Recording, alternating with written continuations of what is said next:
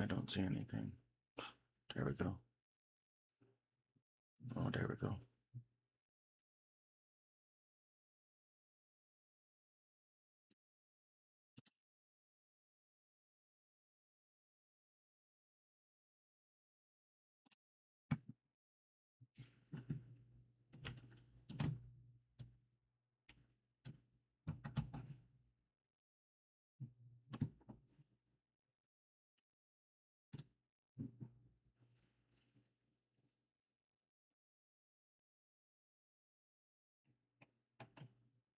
That's not what I wanted.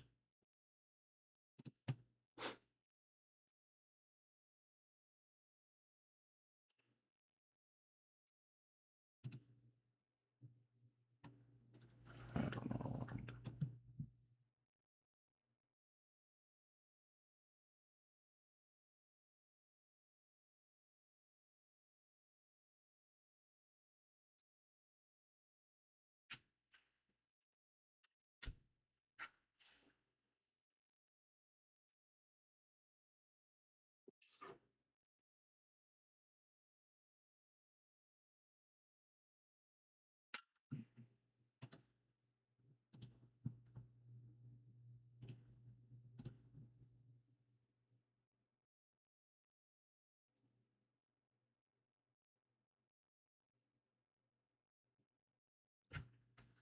I have no viewers.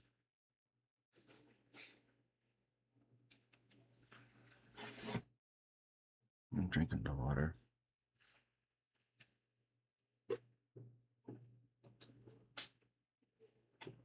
Is OBS being a pain? No.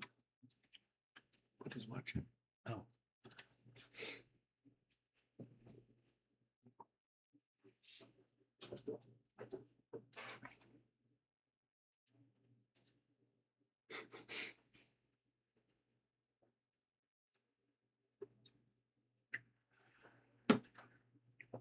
Oh my God.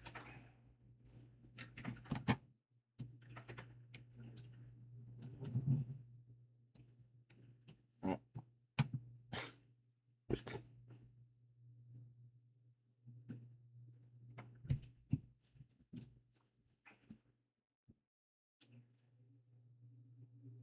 I don't know if I should. I didn't really think about this. Mm-hmm. Should I really think about this? I read it even if no one's there?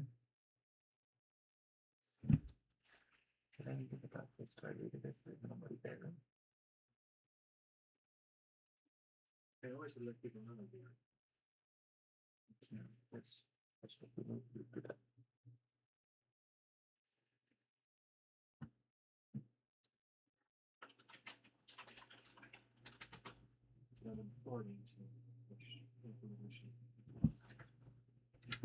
Oh, I see. Are you feeling it? Are you feeling it? Are you feeling it? I am. Okay, so that's you. And there's Kean.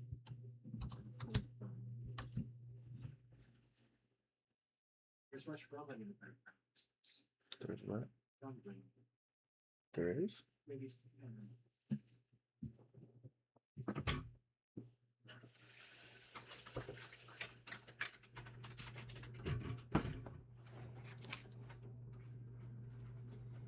It's gone now.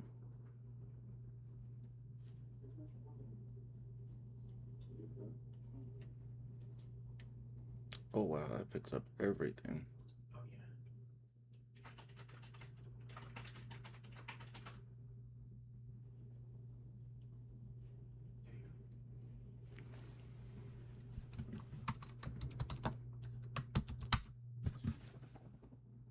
Hello.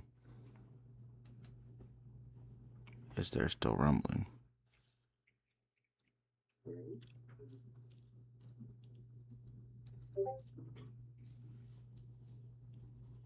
Is the rumbling gone? I think there's a 10-second delay.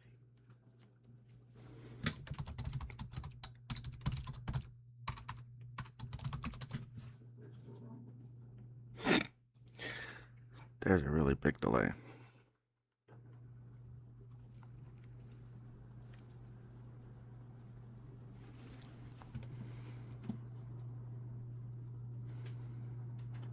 I don't usually do this, but okay, I don't usually do this, but I decided to live stream today, so I'm not very good at it. I have talked before about having dysphoria about my voice, but since my voice doesn't sound like I would normally sound, I guess I don't have to worry about it. I went to go. Let me talk about my evening, fam. I guess chat. Pablo and Mouse and I went to go and eat dinner at a Peruvian restaurant with a friend. We're gonna watch a video. A movie. Everything was going great, and then the friend who I have trouble reading his affect started giving me a hard time about something that I had just expressed concern about, and it didn't have anything to do with any of what I'm going to talk about. Oh, that's funny. The idiot with their music. Yeah, we get that a lot here too. Because we live in Old Town, and so we're in downtown. But anyway, I reacted in a disproportionate manner because I don't think he realized how serious I was getting and how serious I was taking it. And then he kind of sat back and I don't know how to describe it. And I said I really didn't like it. He realized that this had gone real sour, and I said I'd have to think about it. The evening was over. I'm going home, which is definitely a knee-jerk emotional reaction. But the thing that I want to say is that this is extraordinary for me because I've only known this friend for 2 years, I guess. But only recently have we seen him more often. And I got up and left because I heard myself getting a little louder, and I kind of felt like that maybe I was getting some attention from other people, and I left. And I am torn up about it. I'm immensely embarrassed about it because I was angry in front of someone, not yelling. I didn't yell. I didn't curse. I didn't insult. I was just very, very serious. They were very surprised because this is not a character. And I'm not even gonna be like, unlike sheet. No, we're getting to that. I don't have to say that anymore, but I'm gonna post it. That's what you're gonna watch. It's extraordinary. And I went out to the parking lot. I called my mother, who I could not get a hold of. I barely had any service, which is stupid, in the middle of Longmont.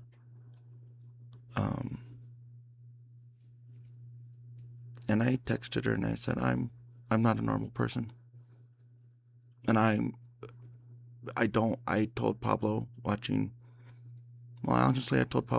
San's video once. I said, I don't know how people say these things on video and be so open like that. Because just saying this to you guys is really hard. And I texted Mom and said, I'm not a normal person.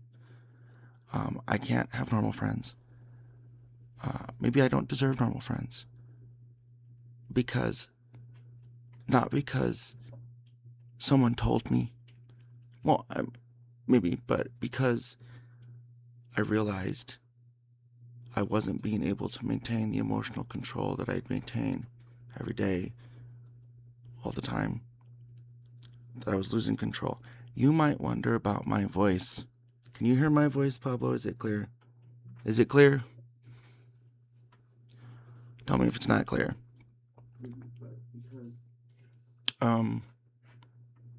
This is not my voice. I have been losing my voice over the last 2 or 3 weeks.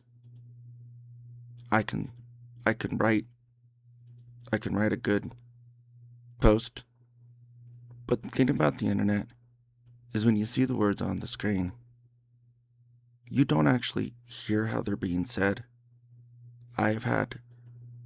Sometimes I do and sometimes I don't. I've had to rewrite things because I realize when I'm not saying them, they don't read right.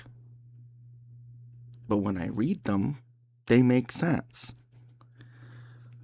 What I'm going to post is a giant run-on long sentence, of course, for rhetorical reasons. But I write like off the cuff, like I would say it in my head. And the point is, I'm losing my voice because almost every day for the last 3 weeks, and at least almost every couple weeks last 18 months, I've been under so much stress, and it's just been building and building.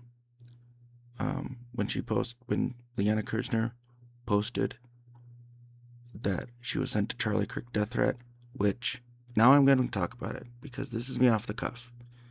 And now you're hearing my voice, and now you're going to kind of hear me in real life. And you might notice that does sound a little aggressive, doesn't it? And I'm a little irritated. The thing is when I'm expressing anger, that's just me. I'm just stressing my voice. So you can imagine what anger sounds like. Yeah, and the thing is, in person, Leanna never saw that. Because I don't like being angry in front of people I haven't been friends with for 8, 10 years. These are not super long times where I come from. I come from a small town. Time moves different. But when I argue, Mouse and I argue. These last 3 weeks have been so intense. We argue about what to do. We argue about what to post, and I don't want to. He's overwhelmed. I'm overwhelmed. And things that would be normally manageable and not nearly as important turn into arguments. Yesterday, we had 3. Because about posting. This is stupid. Today I realized, I stopped myself and said, wow,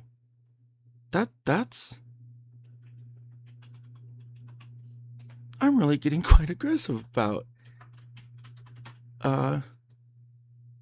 because I'm just trying to explain myself. I'm just trying to explain, and I go on. And this last 18 months, if you think I've written a lot of words, I've said more. Poor Pablo. And thus, you hear my voice. I've had health issues. For some reason, I've been having trouble hydrating for months. My mouth is dry. My throat is dry. So pile it all together. I may have a damaged voice. I don't know. I don't like it. I don't like fighting. I don't like fighting. I don't like being angry in front of people. I like arguing. If you can't tell, I go to visit a friend, a married couple. You might have seen some Halloween pictures. Maybe, possibly. I don't know. Probably not. she's told me I'm one of her favorite people. And I will actually sit there and go over an entire online argument because she thinks my points are interesting and they're funny, and I narrate them, and I go, and I'm not in front of my phone or a computer. I go from point A to point B. You can ask Pablo in detail. And her husband one time said, when I don't sound like this, you should look into Audible because you just naturally say these sentences with such, gravitas. You give them such drama. Yeah. And, it's not like I post these in a vacuum. I'm talking about the arguments I get to online. And while I'm doing it, her twin sister, who's, a pathologist, I guess, not a... She's a forensic pathologist. She's a forensic pathologist. They nod. They go, uh-huh. They think they're great. I mean... They ask questions. I say something about what somebody said, and they go, oh my gosh. I mean, I know intellectually that there are somebody out there doesn't see the way it's being described. But emotionally, because I don't go out, I wrote about it. I go out rarely. This was probably the time I was going to go out this month. I mean, I hear these people talk about they're so profound introverts. I literally see maybe 2 people a month, 3 people. I don't know what I don't understand. I don't understand what people say. I don't. I'm dumbfounded. And yet, the person we were going to be with, I know that they're kind of lonely and probably looking forward to this. I was looking forward to this, and now it's not happening. And all I can say right now when I get to the end of posting on Twitter, because I'm going to post what I'm going to post, and then I'll address them for 1 second. And this is what I have to post. Oh, I haven't. I'm just reading the chat. My eyes have been closed.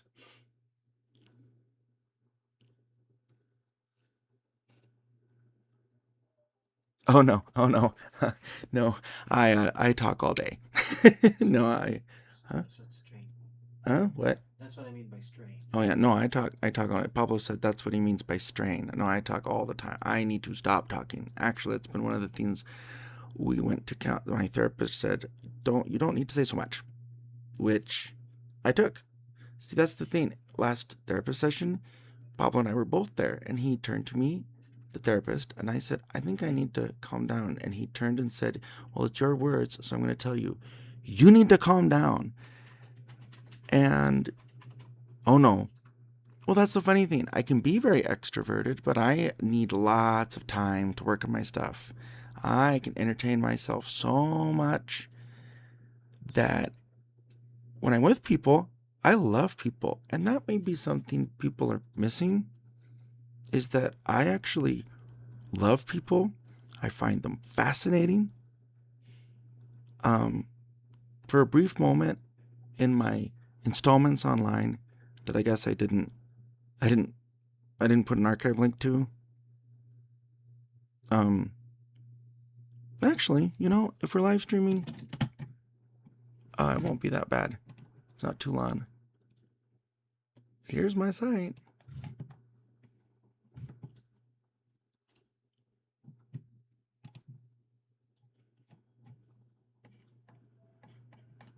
I wrote about a story that was up for very, very short. Now, and you might notice, there they all are. Where did it go? Where the heck did it go?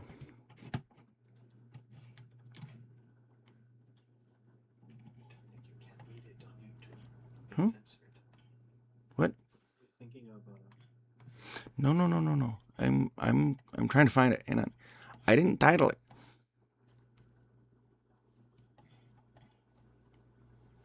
Or I didn't save it.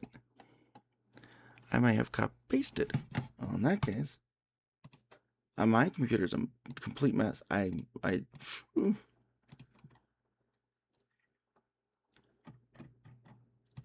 on.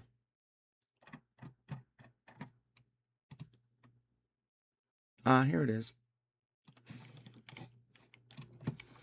Here it is.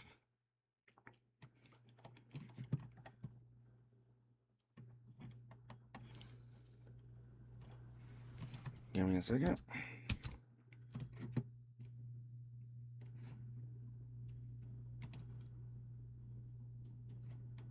One second. Sorry. There we go. So this is what was there before. And I'm going to actually read this exactly how I wrote it, because I'm not sure if people are hearing it. So I know this is Lon, and you can, now that somebody's here, I'm going to talk, and so you can go in and out however you want. But I'm going to read this page so that people can hear how I would read it, how it was when I wrote it. And this is what it said. Despite the voice, this is what it says.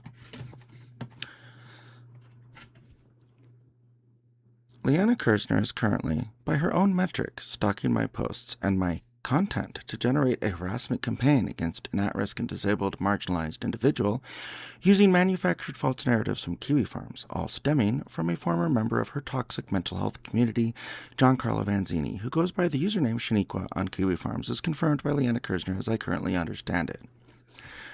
I'm very careful about what I say, by the way, so I wouldn't say this on YouTube if I wasn't 100% certain. I am being cyberstalked, threatened, and made out to be someone I am not by Leanna's own metrics, and all of it is the result of an 18-month campaign of targeted character assassination and mental health stigma that began with Leanna Kirsner stating that the private interactions between me and my husband of 21 years, consisting of singularly embarrassing fights and always private to my knowledge at the time of them occurring, mostly stemming from my husband's attempts to follow her interpersonal advice, were the source of the majority of the delays and the eventual untenable working relationship between her and my husband concerning a project I was never involved in. She has since inappropriately shared details of my childhood sexual trauma with her Discord to mark it as, quote, oversold, which I'm going to post on the Twitter, and not traumatic enough, who the fuck are these people, and encouraged her alleged safe and supportive community, of which I am a former member, so I know, to mock my inability to fill out Medicaid paperwork due to the shortcomings of my disability, mock my inability to work for more than 10 years, and even invent whole-cloth interactions that never occurred to further cast me on my moral values in a false light, while Kirsner herself did so, meaning cast them in a false light, claiming that our relationship was a, quote, endless well of tumultuous mistreatment. She said endless well of bullshitting. I was shocked when I heard that, because I have no idea what she's talking about. I've had to piece together, looking back over it, all the times I've had to now imagine, oh, here she is, being passive-aggressive that I didn't pick up on because I thought she was straightforward. Isn't it amazing she tells everyone that? So, who the fuck is she or any of her fans to judge any of those things, particularly how traumatic my trauma is, all while bemoaning the trauma Olympics of the internet? Who the fuck do they think they are?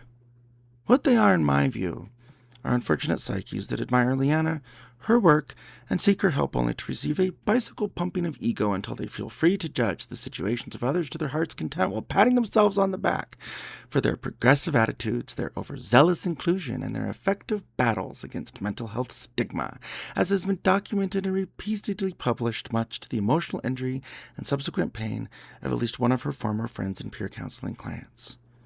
And you might notice I don't have much to say on that, because what would I have to say? I'm not going to bother someone with my apologies, which is pretty good, I think, for someone who can't modulate their emotional expression. Anyway, it's similar in nature to Elron's public actions, which have also been documented and repeatedly published. Elron is a random Twitter troll who came to my attention after sending me direct messages saying, "Tonight's the night." I'm not kidding. That was it. Tonight's the night. I don't know who this person is. Could be Michael. I don't know. I mean, I actually didn't go out to my car that night, which I later understood to be a reference to the show Dexter. Did not know that. This show is about a, quote, good serial killer who only kills other immoral people who are allegedly not getting caught. But it also shows Dexter murdering people whenever he's enraged at times, which everybody seems to ignore.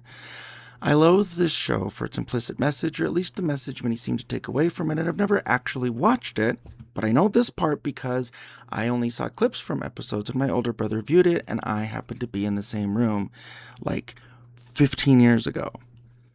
Elrond posted a reply to me containing a perfectly cropped screenshot from Leanna's Discord, which I now must state I was already aware of, so that Leanna doesn't once again attempt to explain, for me, that I'm taking Kiwi Farm's bait and I'm operating off false certainty, which I think I said first, actually, from my mixed up mind. I'm so mixed up. In this screenshot, posted by Elron on January 29th, 2026, at 4:21 p.m. Mountain Time, she retells what she remembers of my sharing my childhood sexual trauma with her in utmost confidence in June of 2024. I'm not reading that. Once again, for the record, this was not the main topic of the blog post, nor was this the substance of that part of the blog post, nor did I write about anyone else in that blog post, nor was this a major element in that blog post, which was determinism. The blog post's entire point was a rejection of determinism as a philosophical notion, the role determinism seemed to play in my life up until then, mostly consisting of other people's narratives concerning who I really was and how I dreamt of changing a negative situation in history into a positive, constructive, and joyful endeavor offering benefits to the greater collection of individuals referred to as society. Once I announced on Twitter what some of those things might be, like a modernized Second Life client, or I'm not reading the, hang on, let me read the chat.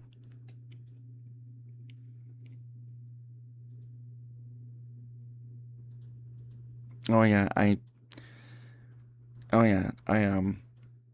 don't drink a lot of tea. Well, see, that's the funny thing.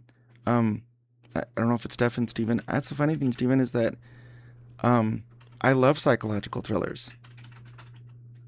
I don't necessarily watch them when I'm stressed, but I mean, I like disturbing stuff because I actually like being disturbed. I mean, I know that sounds strange and maybe I should have said it that way. But no, I mean, when I was a kid, I would find things that scared me and then I would work through them. It was like I would work through whatever scared me about it. And so I've always been fascinated by these fictional things and how it can be disturbing to someone. That's what I mean. I do not enjoy being psychologically disturbed, especially when anonymous people, and I don't, yeah, it really bothered me.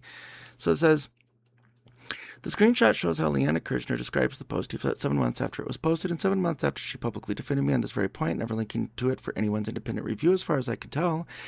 This is a consistent description she adopted since our last exchange that kicked off the Fucktober of 2024. I don't know if they made t-shirts this time. And one her counsel Mark Burry attempted to overshadow by reminding me in a letter without prejudice that logically she couldn't be misrepresenting my post or my situation since she had so enthusiastically defended after John Carlo, a former Kiwi farmer member of her community that failed to rejoin her server, featured it in a Poppy's thread on Kiwi Farms. So, big problem here. Beyond the obvious intent to belittle, minimize, and ridicule my reaction to the event she allegedly retold, which she didn't. I didn't write that. You can click on that. Well, you can't click on that link, but you can go to that post. I didn't write that. I did not write what she wrote there. A big problem here, beyond the obvious intent to belittle, minimize, and ridicule my reaction to the event she allegedly retold, is that granting her one benefit of the doubt she no longer deserves, she doesn't. Her memory serves her incorrectly. There are elements within her retelling that line up with kernels of truth, but it's not accurate to such a degree that it's just not true. I've detailed a few reasons, all generalities, for why the screenshot is inaccurate, but I've already stated that I'm not going to write or discuss that further in any detail, so much so that I'm unable, in good conscience, to publish the full June 2024 chat log between Leanna and me, despite how that might hurt my credibility. Because it will. I suppose, maybe, I don't know, because of Leanna. Anything where there's a gap, anything that's missing, anything that's... Here's the thing, you can't put a complete thing. I mean, I could put the transcript up and she's like, well, what about when you were sleeping at midnight and something? I didn't do that, but she's like, there's missing context. We didn't talk outside of Telegram unless we were in person. Huh? Ever-expanding context. Yeah, where is it? No matter what I post, there will always be a moment that I'm not posting. Like, I don't have a 24/7 recording of my life. Who does? Well, maybe Leanna. I mean, I don't know. There's always something that's not there. And you can always say, well, it's over there. Anyone can say that. It's not proof. It's over there. I can say that. I could say, Well, she's not putting the whole context in. See, it's really easy. I mean, I'm getting distracted. Ever since the ECT lifted my depression, lifted it, my ADHD has been out of control, and I've been stressed. So let's go back. However, the most important and glaring implication to me is that this was posted at a highly opportunistic time by someone I can only assume has no immediate ties to Leanna Kirzner's allegedly safe and supportive Discord community. Her Discord is accessible by paying $1 to her Patreon or Ko-Fi, or Coffee, clicking on an expiring invite link published every month, and a recent development being vetted by Leanna for entry. To me, her Discord, and I don't know why that happened. To me, her Discord and the messages within it have been shown to be effectively public, seeing as how I not only have received logs of relevant channels within the server dating back to October of 2024, which is how I produced those screenshots. I have the logs. But also how easily Elron posted a perfectly cropped screenshot of a message Leanna Kirzner had posted to said server a year prior containing highly sensitive information that I had shared in strict confidence with her. She claims she doesn't do this, but apparently she does, as long as it's a business conversation. Isn't that amazing? So she doesn't do it, but she does, when no one else can tell anyone else. So does she, or doesn't she? See how that works? A newspaper is, here's my reasoning. Here's an argument that I'm making that Leanna will paint as enraged if this was up long enough for her to look at. I don't even know if she's seen the latest one. I have no idea. But this is what she'll say is enraged, because this is what I used to post to my Blue Sky, except, more passionately. And this is what I have to say. A newspaper is considered a public publication, despite many requiring paid subscriptions to fully read. And so I now argue that Leanna's Discord server is the same. Functionally, it is not private by virtue of the evidence I present in my reasonable argument. This is actually recognized in the server by members, particularly Leanna and her moderators, when they warn others that what they write might be seen by bad actors, or when Leanna purposely avoids writing certain terms and names, such as my legal first name, Asher, so that they are unable to be easily searched for by accidental trolls who get through, such as Giancarlo Vanzini, the Kiwi farmer who was once in her Discord, was booted, and then tried to rejoin. See, that last part, it don't work so well when it's read. It works great when I say it. Do you see? So I want to clarify here. When I say that they purposely avoid, I'm not like Leanna. I'm not saying that because they don't put it there. I'm saying that because Leanna has actually said, I have the logs. I'm not going to pull them up, but she's actually said, I'm not putting their names so that they can't search for them. That's what she said. That's what I'm repeating. So, it's not that they don't put them there and I go, oh, they're doing that because I think so. No, she said this. So, I have the logs. She has said it. I claim that and that's everything I say is like that. I don't repeat something by just being like, oh, they didn't do it, so this must have been their motive, and that's why they're not. No, I don't. Unless I say I'm doing exactly that. Leanna Kirzner doesn't do this. And I'm going to get so distracted, I'm never going to get to Twitter. So actually, I'm going to put this up, and I'm going to link to it on the front page, and I'm going to jump to the part where I want to show what kind of person I am, because I don't know if anybody saw this. And it goes on and on and on and on and on and on, as I always do. I tell the story. Oh, I want to say this part. Okay, no, I'm going to jump to this. No, actually, no, this is good. I'm going to jump a little bit and tell the story of how I got to know Leanna Kirzner. Here it is. My husband of 21 years, this is a perfect opportunity. I won't interrupt myself. My husband of 21 years, Pablo, whom I frequently refer to as Mouse or Mouse Mary just, or sometimes Mary, not really, Mouse, but not exclusively and never have, in contrast to Stephen Joel Kirzner of Ed the Sox fame, claim on May 25th, 2026 on Kickstarter, because I cite everything, contacted Leanna Kirzner in approximately 2018 during Leanna's postings of her Lady Bits web series on YouTube. His initial short and respectful expression of appreciation received no reply. However, when he provided Leanna Kirzner with a quote fan song inspired by and for her character Beelzebub, he was graced with her attention, something I was repeatedly informed of through her language, as echoed in mimicry through her community as a way someone rewards another person. You hear this in the opposite. They say this all the time. I'm not going to reward that. I'm not going to reward that. Well, they want me to talk to me. I'm not going to reward that behavior. Who are you rewarding? Like, what? That's what I'm talking about. And I said I wouldn't interrupt, and I am already. I had never thought of it this way before, and I still don't. This is how I thought about it. Because regarding your attention as that valuable seems extremely self-important and even narcissistic to me. They began talking online and became good friends. His fan-song was featured in the very next published episode of Lady Bits, to my astonishment, because I thought, well, aren't these, produced? And joyful appreciation of my husband's remarkable happiness. I was appreciating it, something I noticed in contrast to the depressive slump we'd always find ourselves in due to my chronic treatment-resistant depression that was finally fully treated through electroconvulsive therapy in 2024 while Leanna forgot it was happening, this is in the transcript, and made my lack of communication all about her fear of rejection, and then joked about it, to which, in my compromised emotional state, both by the treatment and her friendship, electroconvulsive treatment, disturbingly laughed at. I've done this before. I've written about it, I know, I've written about it, but I've done this before. I was living with a con man. Me and Pablo were living with a con man when I was 22. At one point, he drove someone home that tried to put themselves on our couch that night. He came back. I said, well, what'd you say? And he laid out that he told the other guy, oh, no, I got a sweet deal here. He laid out how he was abusing us, saying, oh, I just told him I had a sweet deal. Laid the whole thing out. That I later confronted him on everything he said. I mean, it was right there. And I laughed. I've written this. My husband looked on at me in horror as I laughed. This is why I tell people I'm disturbed. Leanna doesn't like that. Leanna thinks I'm not supposed to be. But what I'm telling people when I say I'm psychologically disturbed, what I'm telling people when I say I'm disabled and at risk, is that I can find myself inadvertently, even when I try not to, in this exact situation. And then I have to work myself out of it. Kind of like now.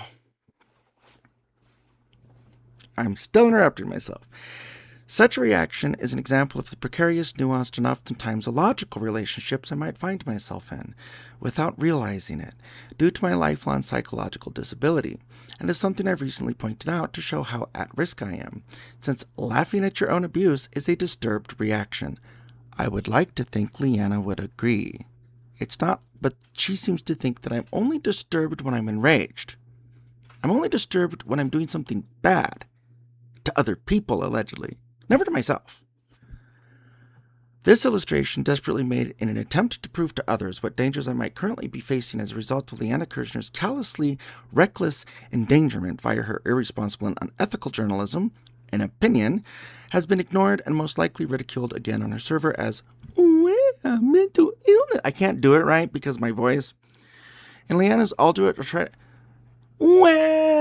Mental illness. That's how she does it. In Leanna's own words, since she publicly mocked me by calling my highly anxious response as, oh, doesn't they just fall to pieces? Which, of course, she didn't say my name, so it's obviously not about me. Over should I allegedly do to other people, now being done to me. This was the beginning of a close 6-year friendship marked by shared interests, shared situations, understanding, appreciation, happiness, and excitement. As Mouse related to me throughout their friendship, which at first I barely participated in, as evidenced by the Spartan nature of the published chat logs during that time, Kirzner and he playfully decided on a good many things, such as how they were the lieu twins from the BioShock franchise in real life. I am not familiar with that, but I know of it. I've watched people play it. That should have been a red flag. I mean, I've watched. I don't actually play a lot of games.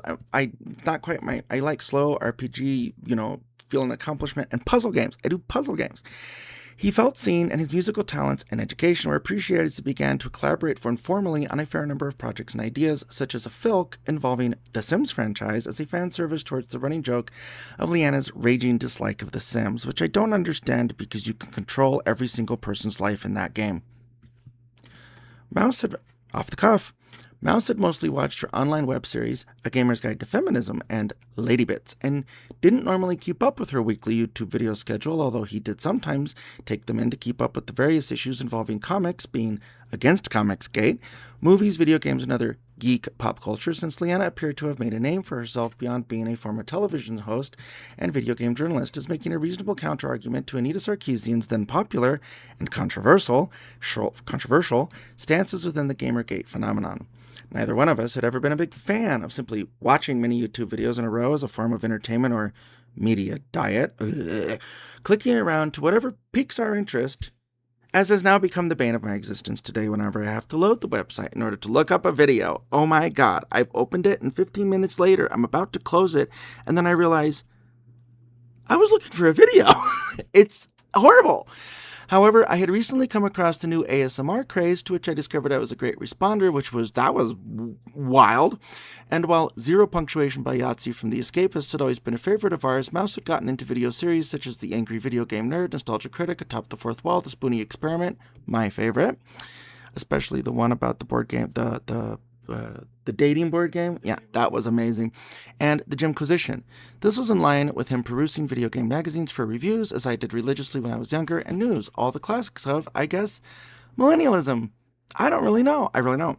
I found, quote, shows, because I don't know what to call them, like the Nostalgia Critic, showing my age, to be incredibly annoying, as he seemed to exemplify, and this is true. And I don't care if other people like it. They can enjoy it. I can be around it. I can watch them enjoy it. That's great. I'm not really reading the chat at the moment, guys. That's great. I love it. Whatever. I don't have to have an opinion. But this is my actual opinion. And you can do it in front of me. You can share it with me. And that's fine. But to me, my preference,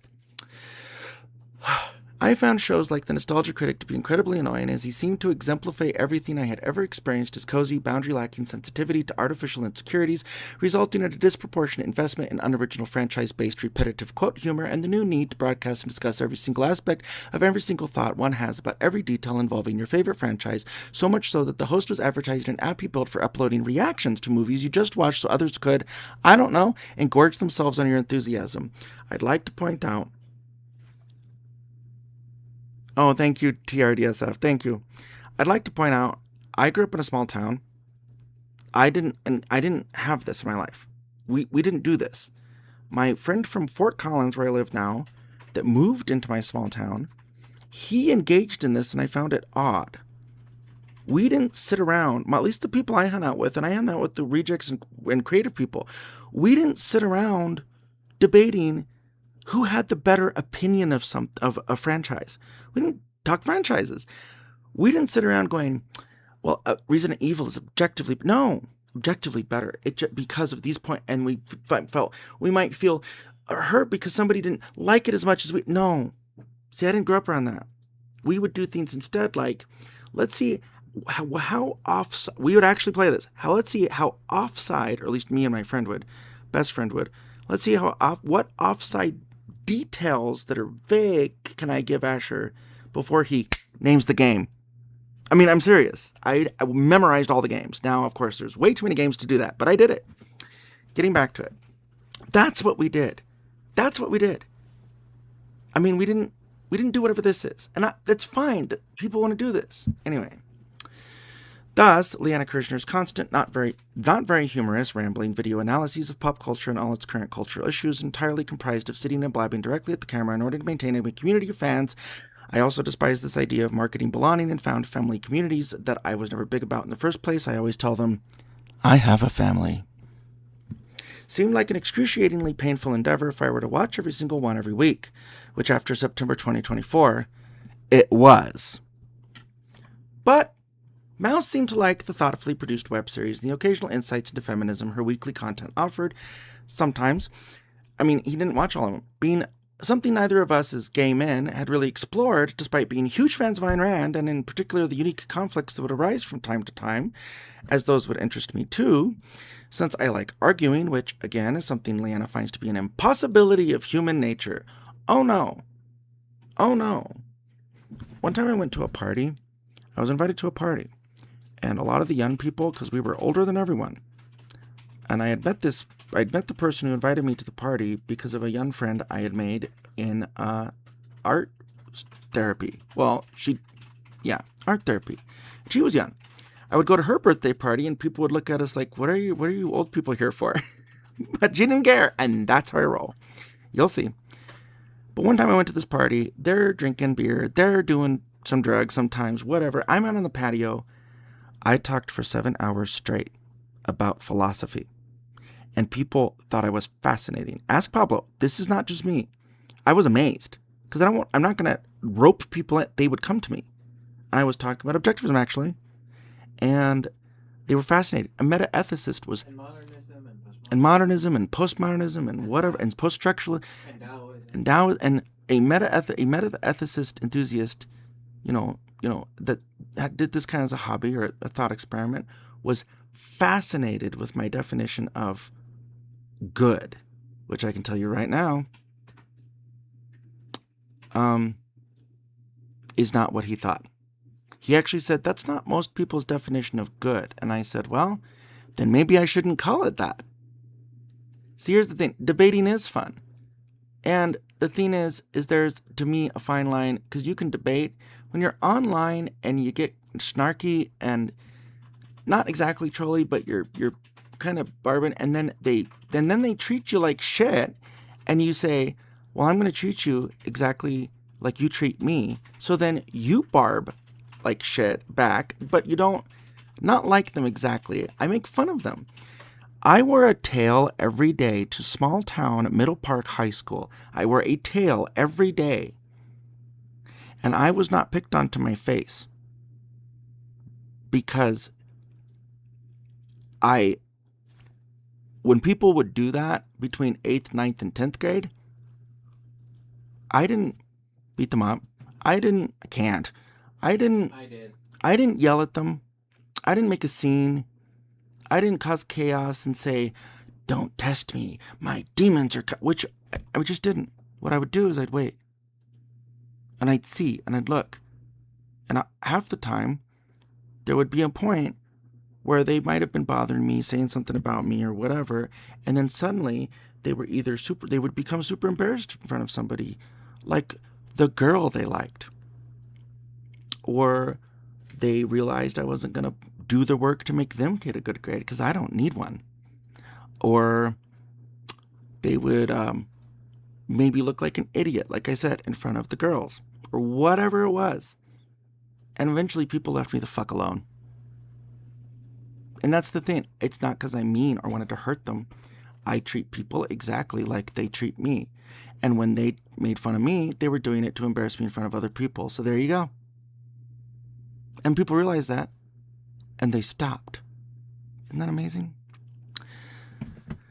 I'm still interrupting myself. You're just doing the Carol Channing. I know. But Mouse seemed to like the thoughtfully produced web series and the occasional insights into feminism her weekly content offered. Being something neither of us as gay men had really explored, despite being... Well, I already read that. Here we go.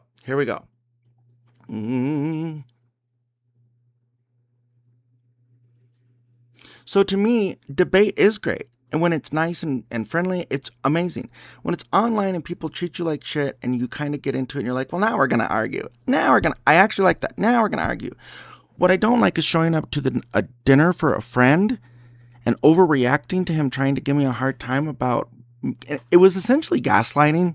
Like, it was really hard gaslighting, but he thought that this was a funny thing that I would enjoy, like I did with... Like he does with the other a mutual friend we know. I did not enjoy it.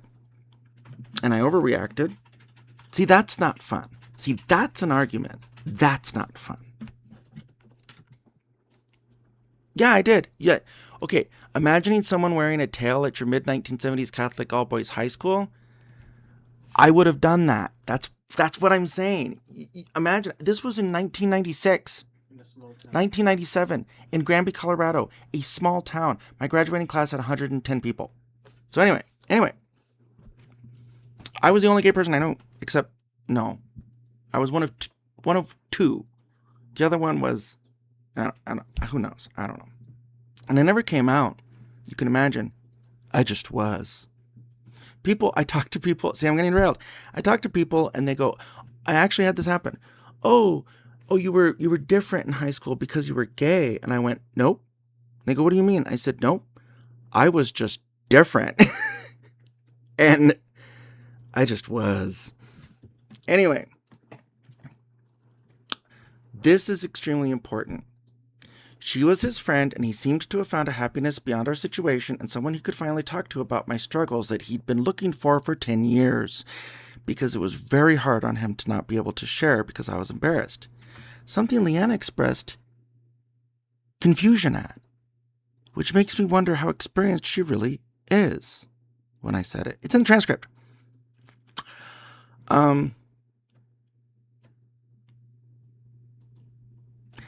Someone he could finally talk to about my struggles and his struggles with my permission, so whatever.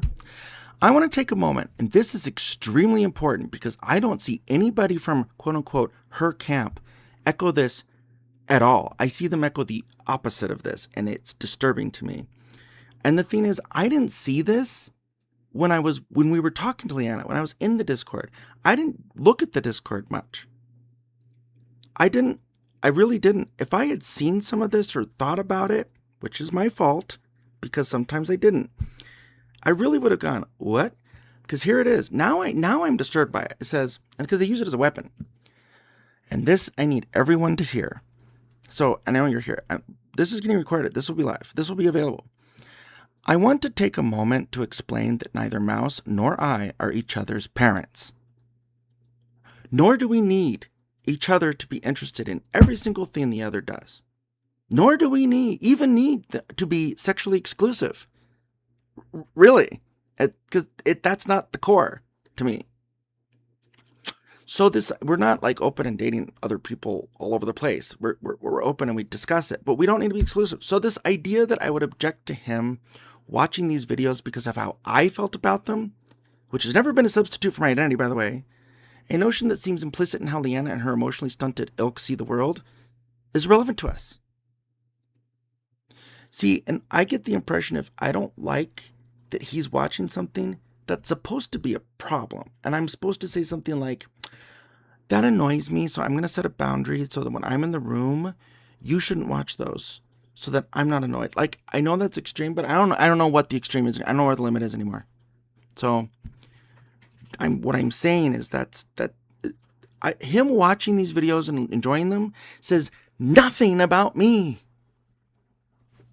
Him really, really liking let me think of something. Him really, really liking Doctor Who, which I'm not big on, isn't about me. Him not liking the psychologically horror disturbing movies thing that I like to watch. No, he doesn't.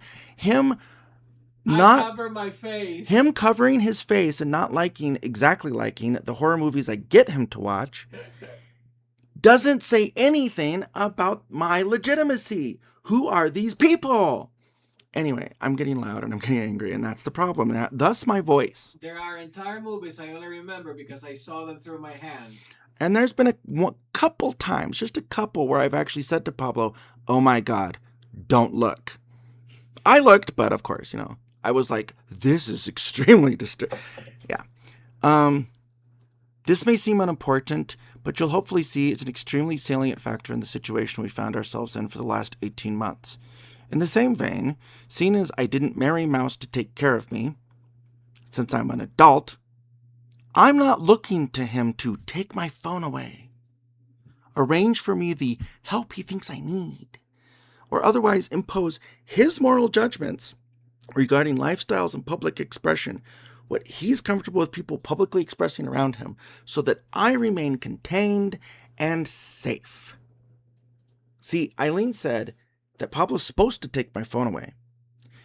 And wouldn't you know it, one time I asked him to take my phone away, he took it away, he posted online that he took my phone away, and no one noticed. So is that really it? Because even though he's taking my phone away publicly, he's still not getting me the help I need. I'm going to tell you something. I am disabled. I have a caretaker. It ain't Pablo. It's my mother. My mother controls my finances. My mother is my guarantor. If I were to receive government money, she controls it. Pablo ain't my caretaker. Why would you? It's weird to me. Pablo is my caretaker. Anyway, despite Leanna fans' and moderators' insistence, seemingly expecting such dependency as a sign of real compassion, care, or love, things like that seem boundaryless to me and lack any structure or standard, making them ripe for the development of abusive control dynamics. Because once somebody can tell you what to do, that's all they need. I mean, that's it. That's not how I ever imagined any relationship outside of my immediate family to be, especially friends, no matter how close, because I would never imagine myself to be able to know the best interests of anyone for them and act like their parent so that, as Bianca put it in her and Leanna's Two Women Talking episodes concerning red flags in friendship, quote, they can lead a good life. According to who? The entire notion is appalling to me, and I thought that most adults agreed with me for the most part, but I have now discovered that there is an alarmingly large population, and growing, that disagree with me and are eager to parent everyone in their lives, whether they like it or not, for their own good, so much so that they complain of having to parent other people, who never asked for it, by the way, who always end up engaging in toxic, abusive behavior, according to them, and incorrectly feel morally entitled to their highly valuable and rewarding attention. Over the last 18 months, the subtext of Leanna's allusions to me, my story, my situation, my identity, and all the other topics she has skillfully juxtaposed next to them. Like, did you notice in one of her threads recently that I need to stop looking at? Did you notice it went from me maybe or a side note or a reference, and it ended with Trump? That's a rhetorical juxtaposition. You start thinking, oh yeah, those guys, and you end remembering Trump. Isn't that amazing? When I was little and I finally got a D&D manual, I would discover that when I'd read books too and stuff, I'd discover that I'd remember the beginning and I'd remember the end, but not the middle. Think about that. You start and it's, oh yeah, those guys. You end, it's Trump. What do you think your mind is going to associate? I don't know why. I mean, apparently I'm nuts for thinking this. So. No, she just has an incredibly passive audience. I don't know if you could hear that, but Pablo said she has an incredibly passive audience, and yes, she does. Eileen can go.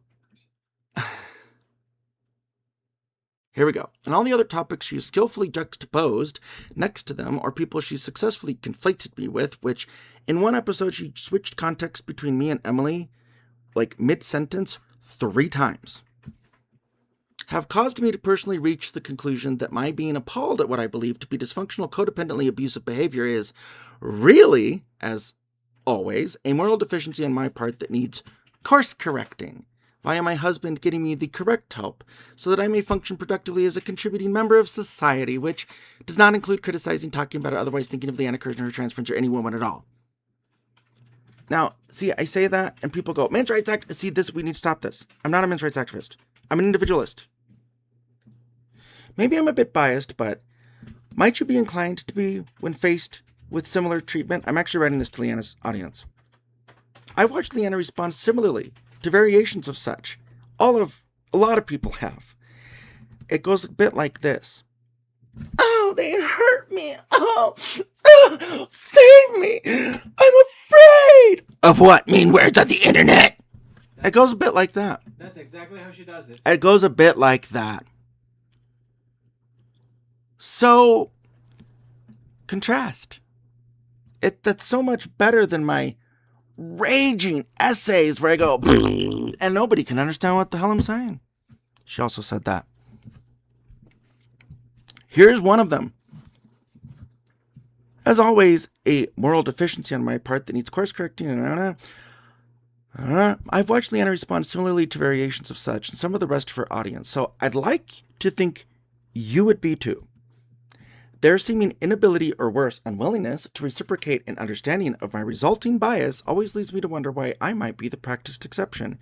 And here is something Leanna never, ever says, unless it's her PTSD, allegedly. And you'll see why I have a record for why I say that. I do not determine other people's diagnosis. I am positive. I fully believe she has PTSD. That's not the issue. But what she never tells people, while she says, which she must have said 5 times, I am a archivist. I'm an archivist. I have everything. She must have said this 5 times. They deliberately push my triggers. They deliberately push my trauma. They deliberately trigger my trauma. I wrote this too. I actually don't know. I have no idea what her triggers are, except that she doesn't like it when she's not believed. That's it. Like, I'm not reading the chat. I'm sorry. That's it. Let me look at it real quick.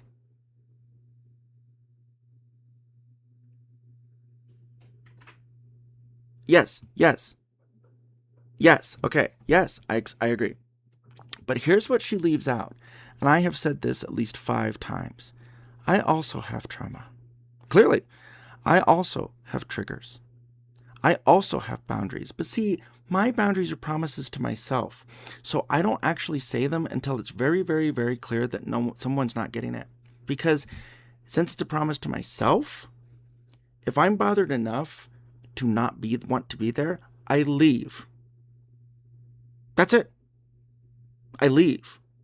Like if I say, this is uncomfortable, it's an interrogation, I leave and block. That's it. I mean, I'm serious. So here we go. This is what she never says about my borderline, which is now apparently narcissism. And now she's claiming that wanting to create a special category between the good BPDs and the bad BPDs, which she's been going on about narcissism. She literally said that the person theoretically accusing a gender fluid person of seeking attention, which was the opposite, is narcissistic abuse. And then she posts narcissist.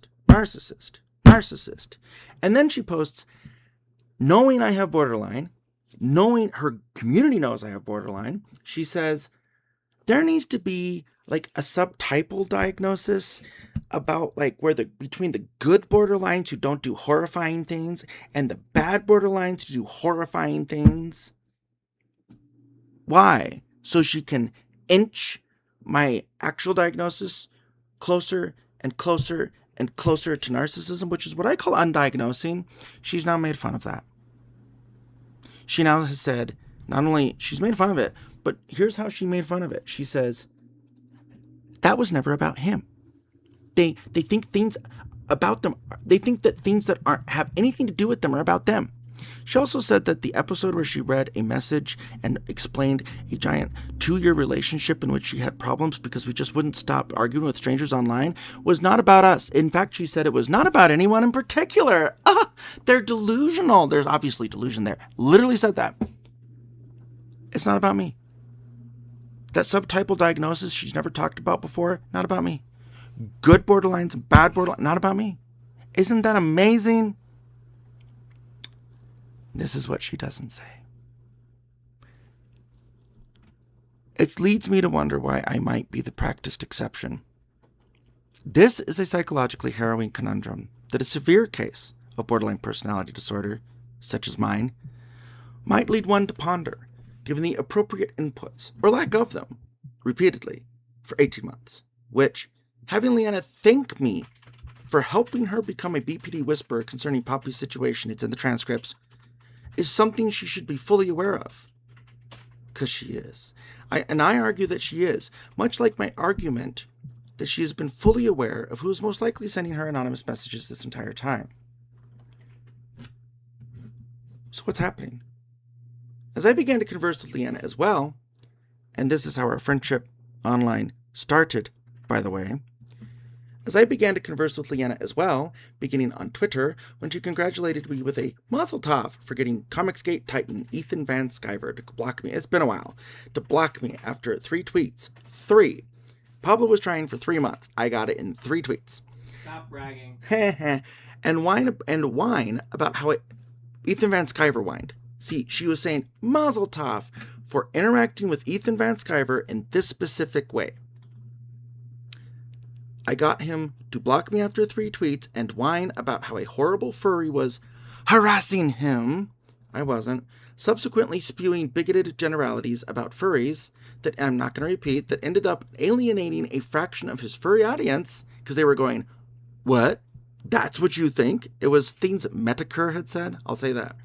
Which was my goal. That was my goal. So yay me for getting the usual results against abusive, bigoted individuals. and thus Leanna and I's friendship grew.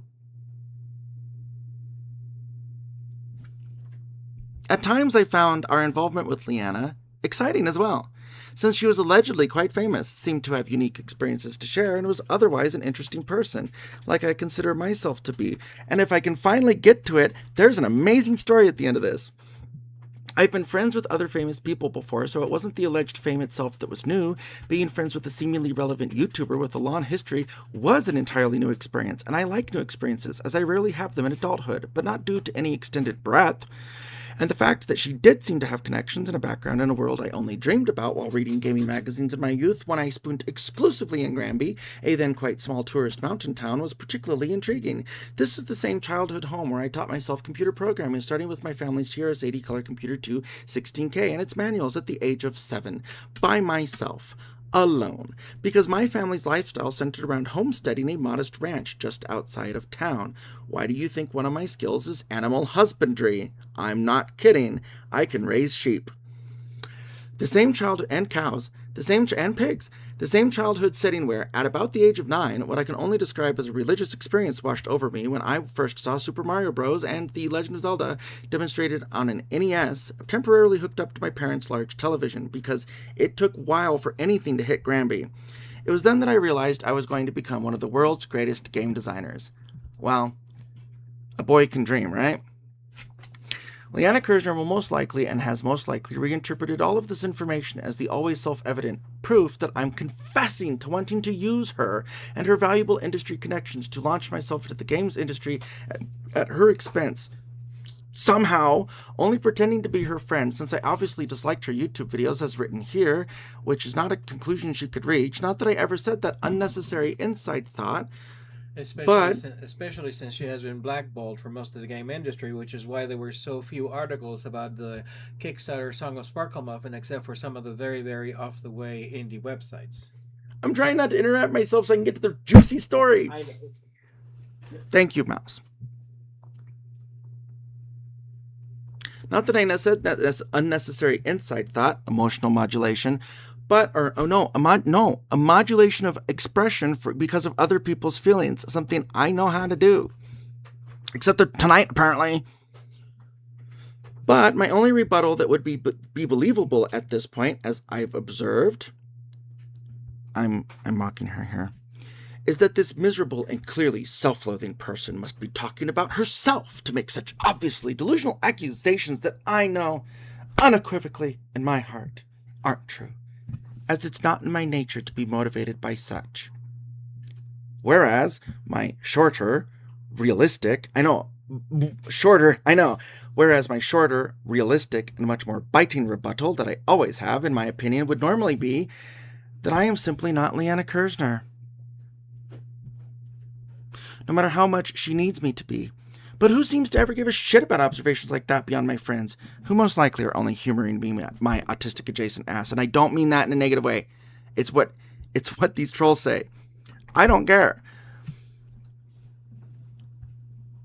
By the way, that person who said that I'm their favorite person, this is how, if somebody could talk to me, this is how they usually go. Anyway,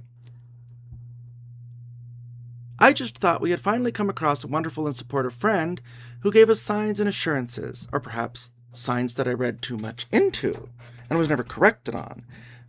Apparently, because it was all business, that she understood us and appreciated our values, not necessarily agreed with them, as that's unnecessary.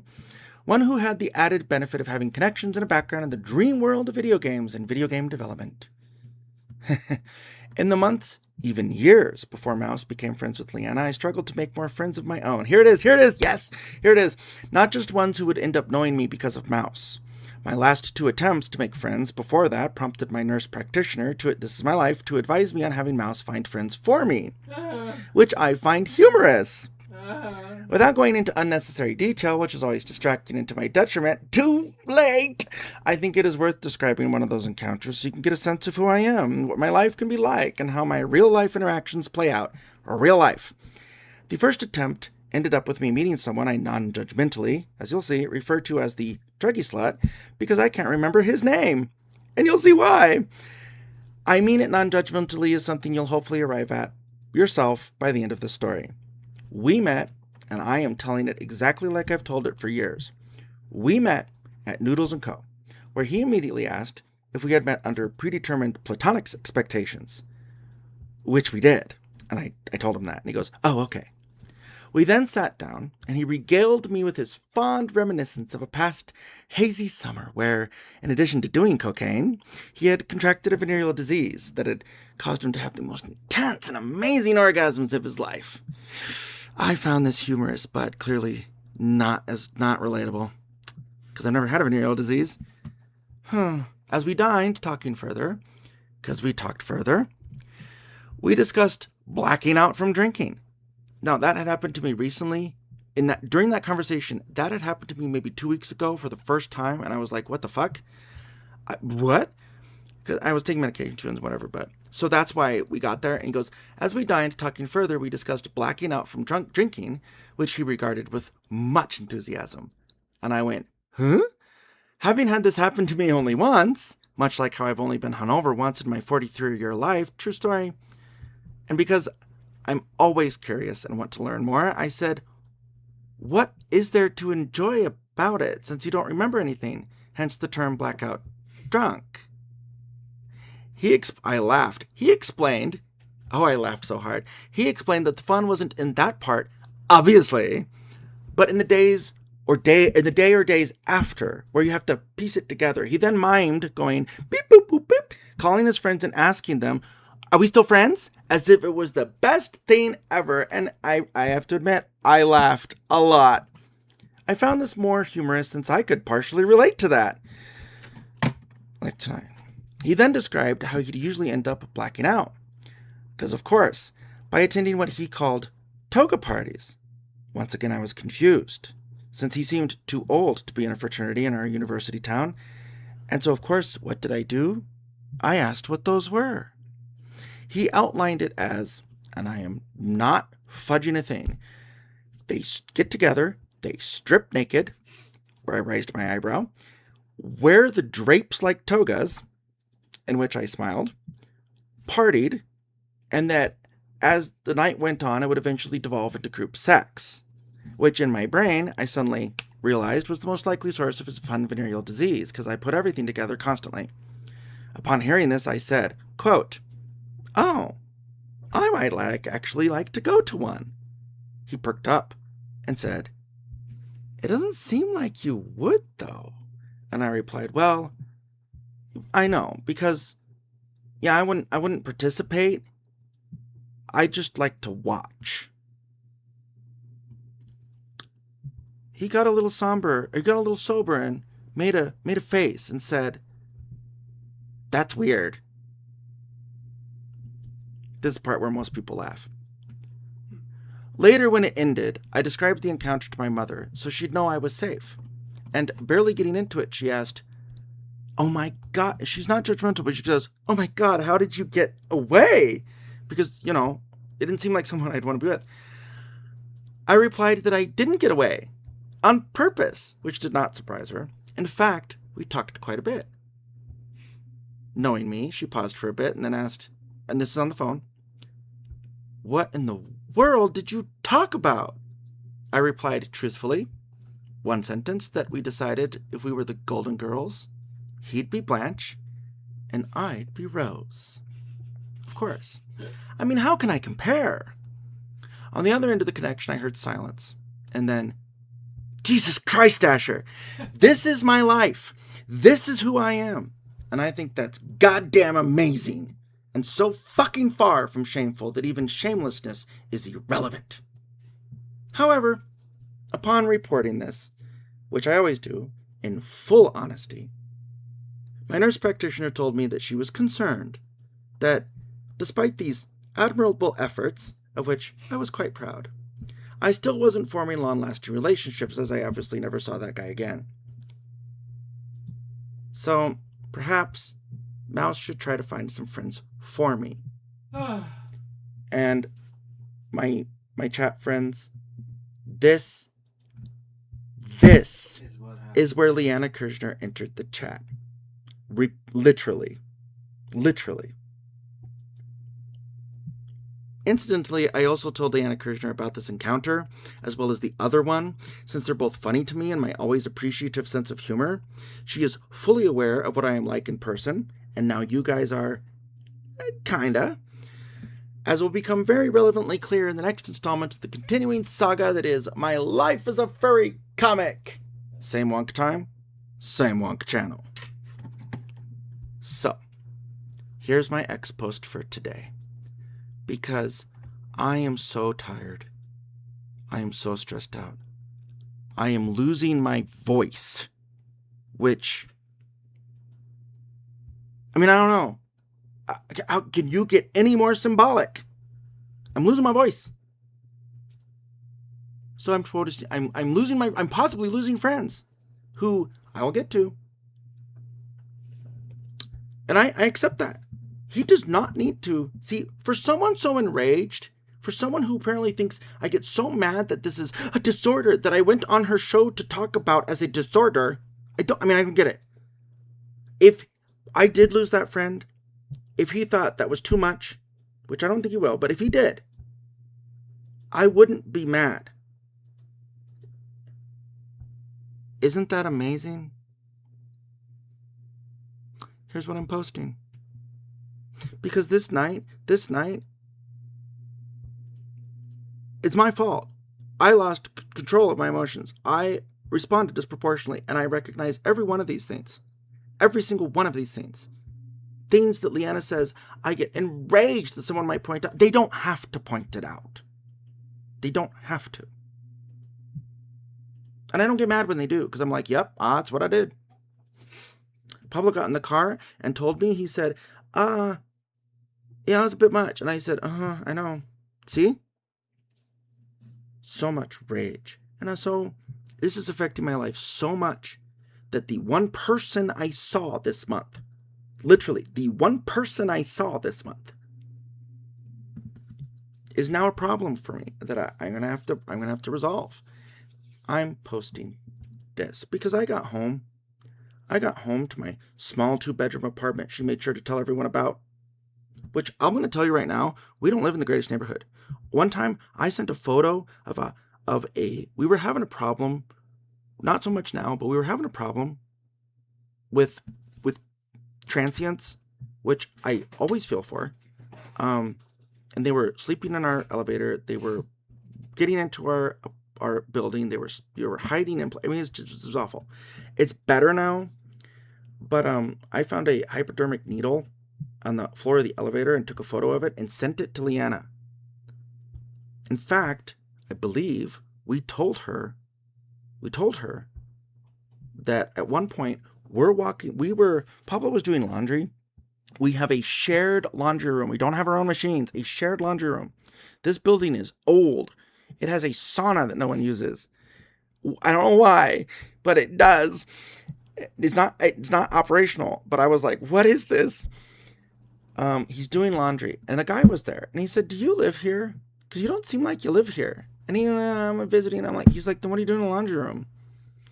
Okay, and so he left. And he's walking out. He left. Pablo walked him out of the building. For some reason, because he was visiting someone. We go do our thing. We come back, with our little frou-frou coffee. Oh, by the way, oh no, I can't say it. I don't want to say it. I don't want to be hit by YouTube. I can't tell that story. So we're coming back with our frou-frou coffee. And there they are again, punching buttons on the call box to get in. And this is how that went. Pablo said, guys, oh, thank you, TRDSF. I haven't seen I'm skimming the chat. Let's see. Oh yeah, Mark Hamill knows her on site, guys. But it's ugly to reference things like that. It's ugly, and that's why she doesn't do it. I don't know what these people think Leanna is. I'm honestly. We show up. These people are trying to obviously get in. A Pez dispenser with a balloon attached. They decide that they see Pablo, and we said, hello, guys. Pablo goes, hello, guys. Nice to see you again. Because there was a new person now who was a little bit bigger. And he's like, I don't know you. Whatever. And Pablo said, yeah, you do. And he said, look, guys, and this is literally how it went. Pablo goes, look, guys, it's really kind of bullshit, and it's such a pain for you, obviously, because you can't get in to do your drug drops, because that's what they're doing here. So why don't you just do them in the park? Like, go to the park. Then you don't have to run into me. Like, what are you doing? I mean, that's literally how it went. And they go, oh yeah, we're not doing that. And Pablo's like, guys, just go to the park, because this is bullshit. And then they go, okay, well, we're going to go. And they start being all friendly. And they walk up to Pablo and they're like, well, hi, my name is John. So it was nice to meet you. Put their hand out. Pablo doesn't even respond. And then the other guy comes to me and he's like, well, my name is John, whatever. My name is Ryan. And it was nice to meet you. Puts his hand out. I don't respond. I just look at him and I'm like, that's nice. They leave. And I turned to Pablo and I said, they were trying to get our names. See, I may be from Granby, but the thing is I can spot manipulations and other things like that. In fact, before I read the Twitter thing, I want to tell you one thing here. When the police called, because they called, and I talked to Officer Rios, and I wrote this, but I talked to Officer Rios. When they called, I was very confused. Pablo had a worried look on his face, and he said, Asher. And I said, what? I'm programming along. What? And he says, well, the police are on the phone. And I said, about what? I said, oh my gosh, has something happened to somebody? He goes, no, it's about you. And I went, oh no. And I said, okay. Thinking they were outside, I said, okay. Looking around the messy, not unhealthy, the messy apartment, I'm looking around, I go, they can't come in here. Because I already know. And then I said, he's like, well, what are they going to do? And I said, tell them. What?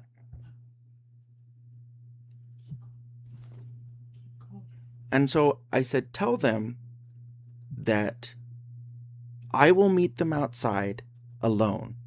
And Pablo looked a little confused. I said, if they're outside, I said, I will come down. I will talk to them by myself outside. Well, it turns out they weren't outside. They were just calling. I'm like, oh, okay. Hand me the phone. And Pablo was like, alone? Trust me. So I get on the phone, and he's talking, and he's telling me that an anonymous person called about me staying up, posting that I was staying up all night, and that I was living in trash.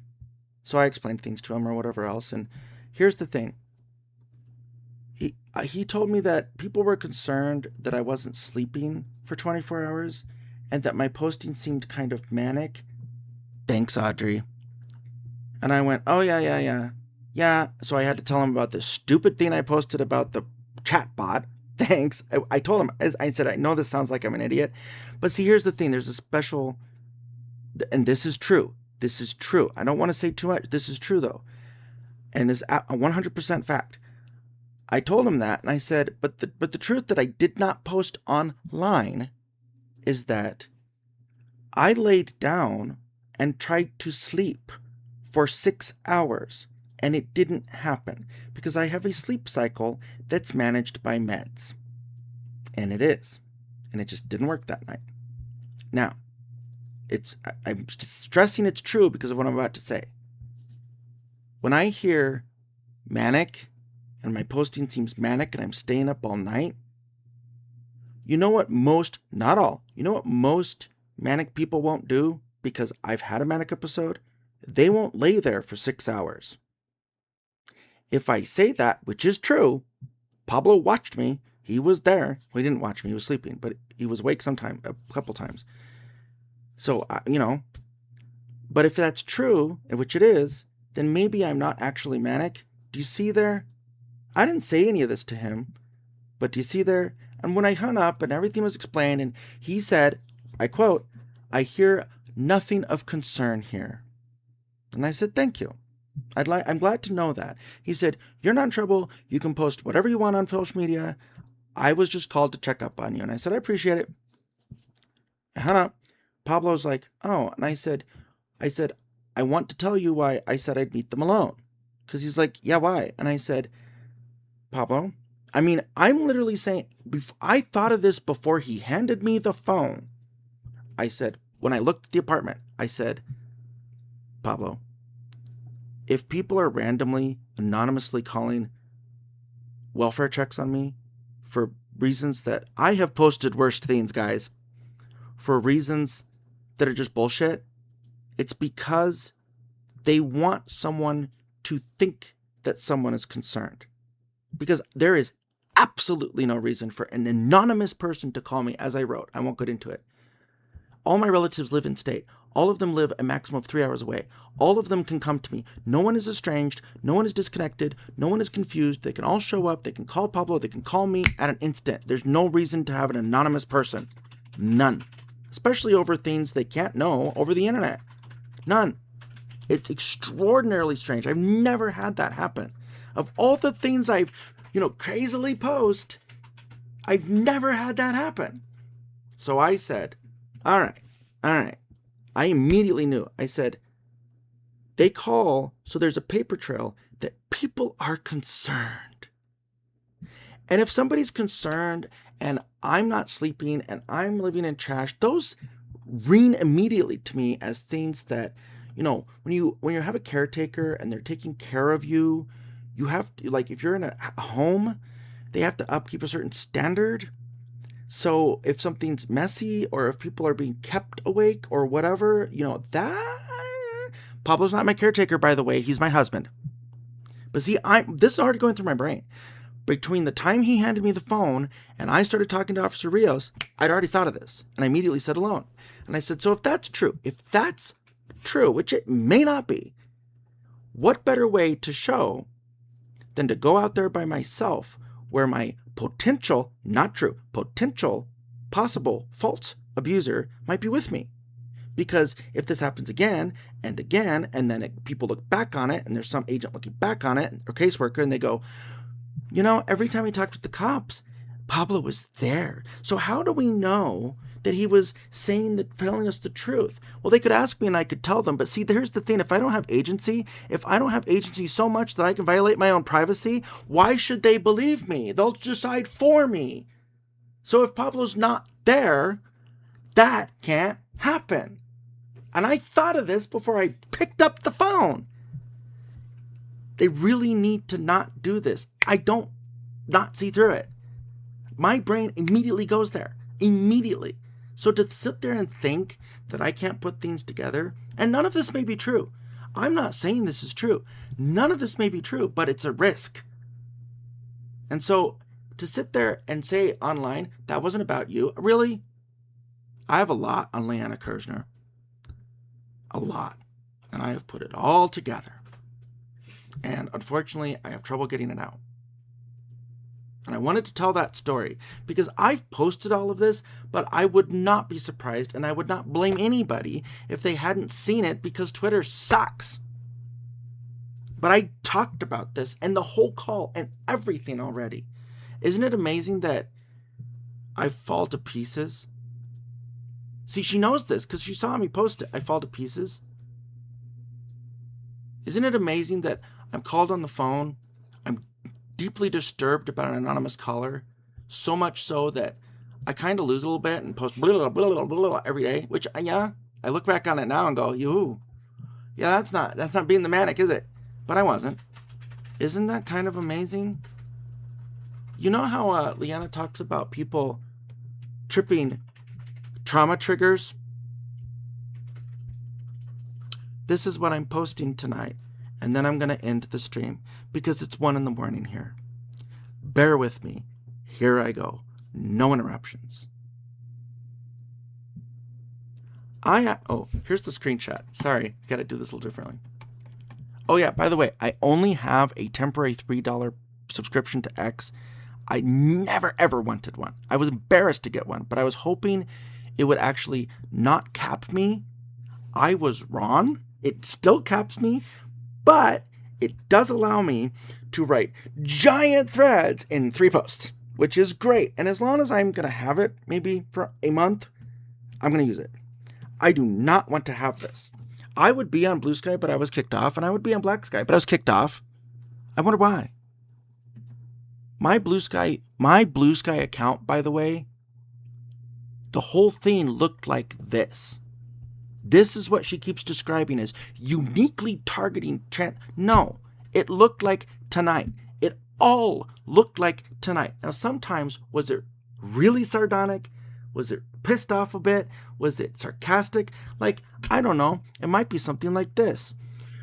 This person claimed that we triggered his trauma. His anxiety attack. They hurt me. Oh, I'm afraid of what mean words on the internet. It might sound like that, except in text on Blue Sky.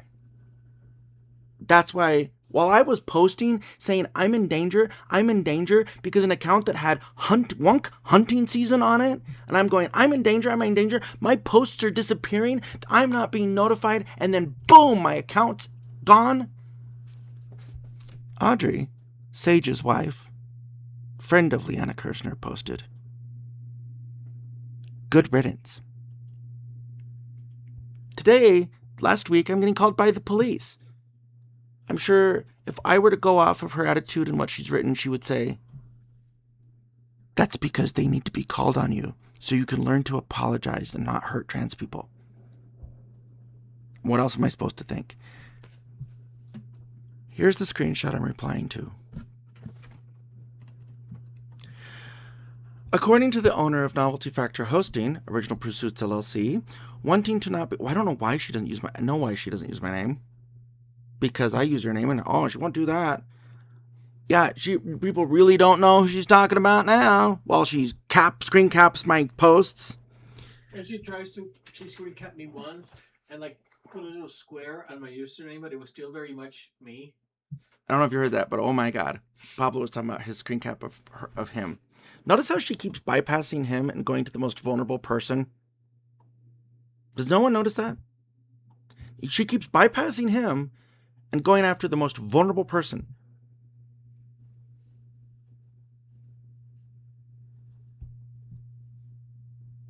I'm reading the chat.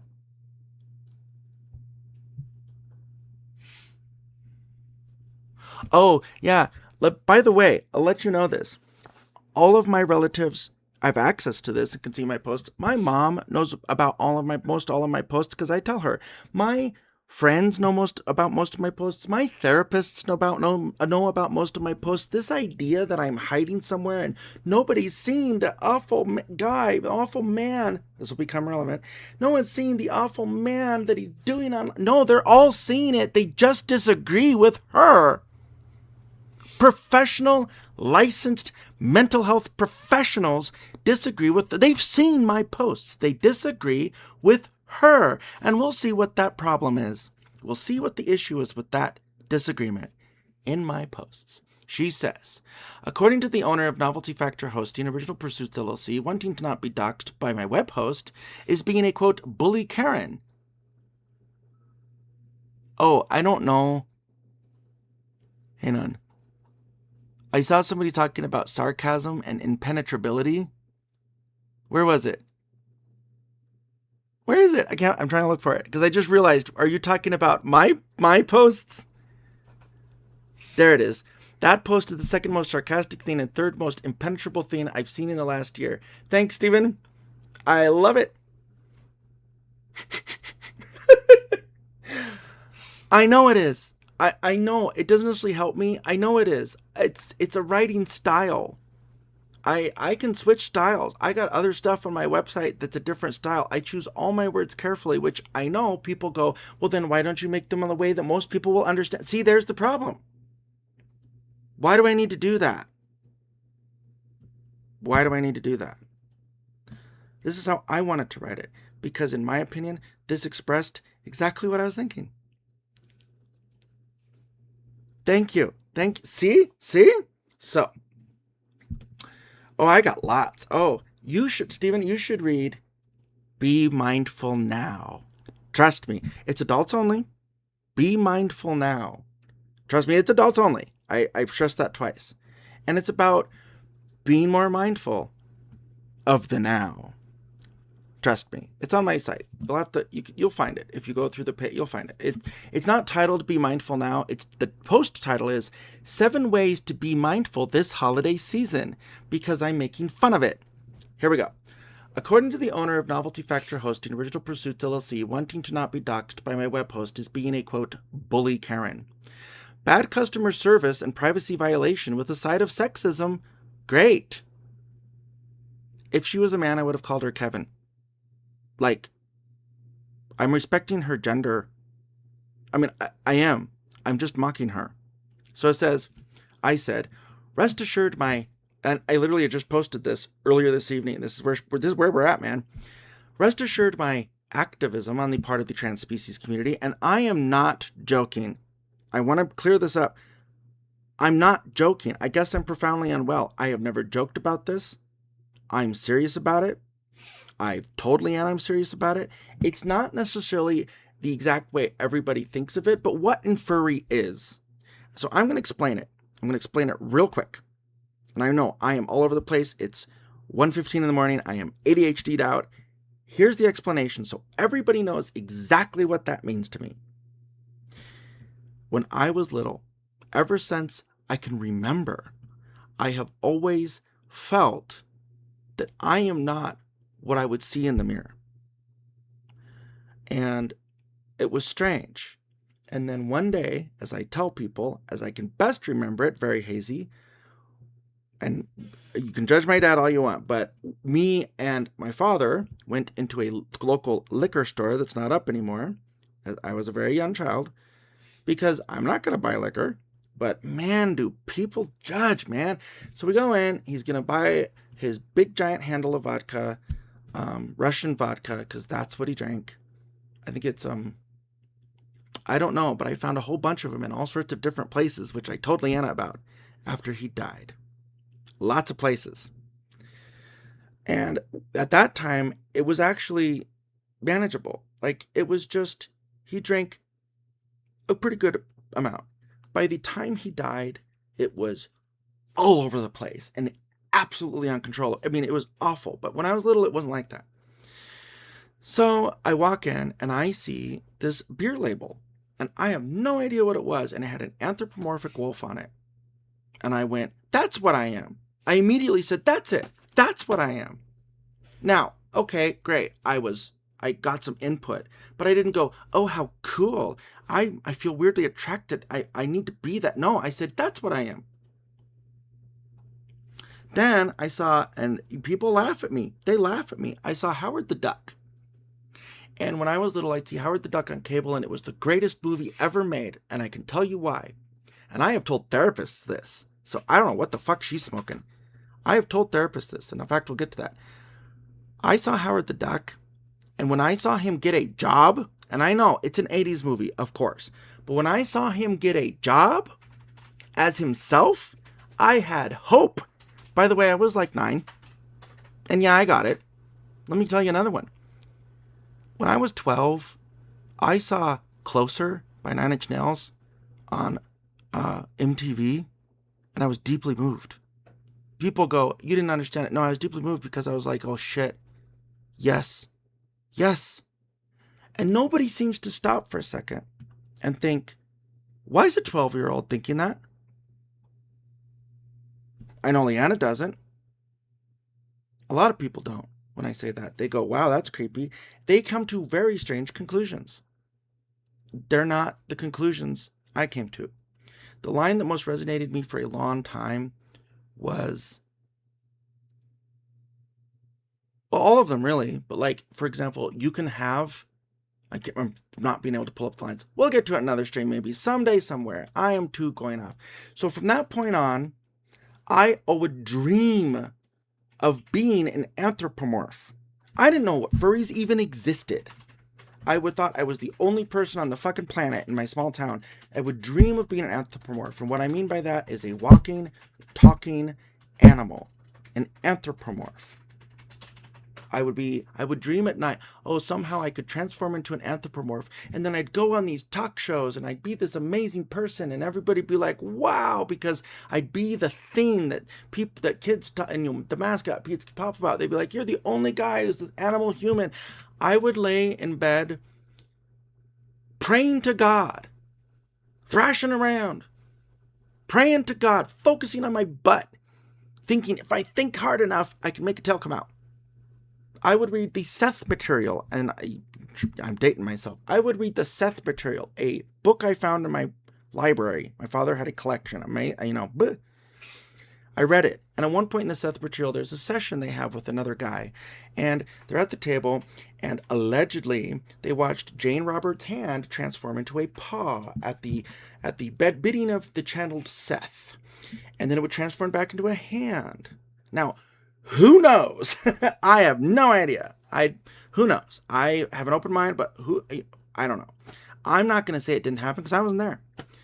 Who knows? So when I read that, I thought, well, maybe if I could just believed hard enough, maybe if I was just psychic enough, maybe if I was just open my something, I could grow a tail out of my butt.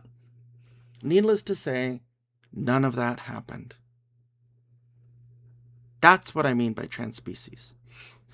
When I was 20, and I had my first job, I had my first car, I could go do what I want, I had my own money, I had my own schedule, I was still living and sleeping at my parents' house, because my house is giant, because my father built it from a kit as a homesteader. We are of logs. We are, because when I say I have a giant house, people go, oh, they're rich. Nope. We're like half ranch, half farmers in a small town.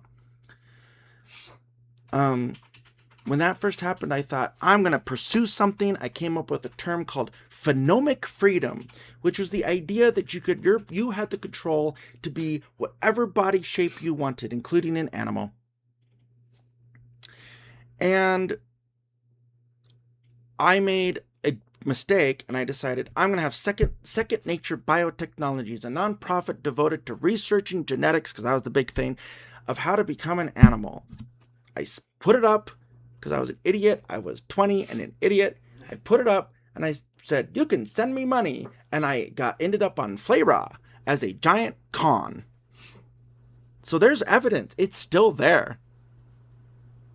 And I showed up like an idiot defending it. It's still there. And then I thought, well, that's not enough. So I went to my therapist and my psychiatrist. I took pictures of anthropomorphic people, drawings, obviously. I showed them to my psychiatrist and I said, this is what I want to be.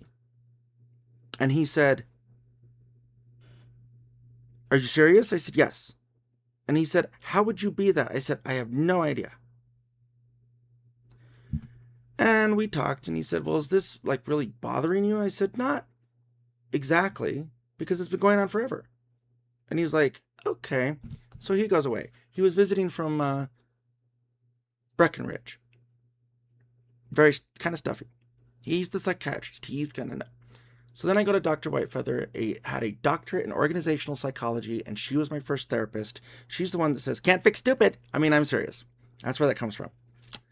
And I get in there and she goes, I hear you had a session with, I can't remember his name because he's unmemorable. Doctor, what's name?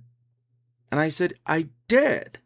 And she said, did you talk about animal people? I said, I did. And she said, so do you want to become an animal person? I said, I do. And she said, how? And I said, I don't know. And she's like, okay. She's like, well, are you going to do something about it? I said, like what? And she goes, okay, well, we're good so far. She said, I used to be a biker. I used to do biker turns like nobody. She was a Native American woman. She was a terror. And then she said, and I have so many tattoos that I don't show anybody.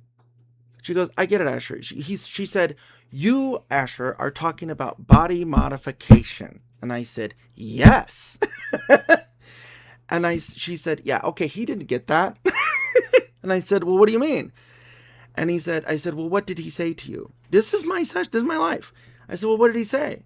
And she said, oh, that you were psychotic, that you were delusional, that you were obviously having a thought disorder. that you were maybe needed seriously to be hospitalized. And I said, okay. She was very smart. She said, okay, I'll consider it. But I think that it might go better. It might go well. He's not in danger if he talks to me first. And then I will back you up if he needs to be. And we will get him hospitalized if he needs to be. But I want to talk to him first. Because he doesn't talk to you as much. And he went, okay, I'm just really concerned, but okay. She was amazing. So she talked to me and she said, Asher, this is body modification. And I said, oh, okay. And she goes, did you see that guy who turned himself into a tiger on TV? I said, kinda. And she goes, have you, I don't remember when this came out, but there was Lizard Man. There's people who do this. And she said, you're not alone. Oh, by this time I had discovered furries, by the way. And when I discovered furries, I didn't go, I have somewhere to go. I'm so inspired. I'm going to become this.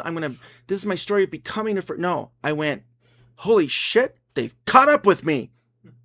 Oh, by the way, my mother saw the Vanity Fair article in the laundromat, and this was her response to my adopted brother.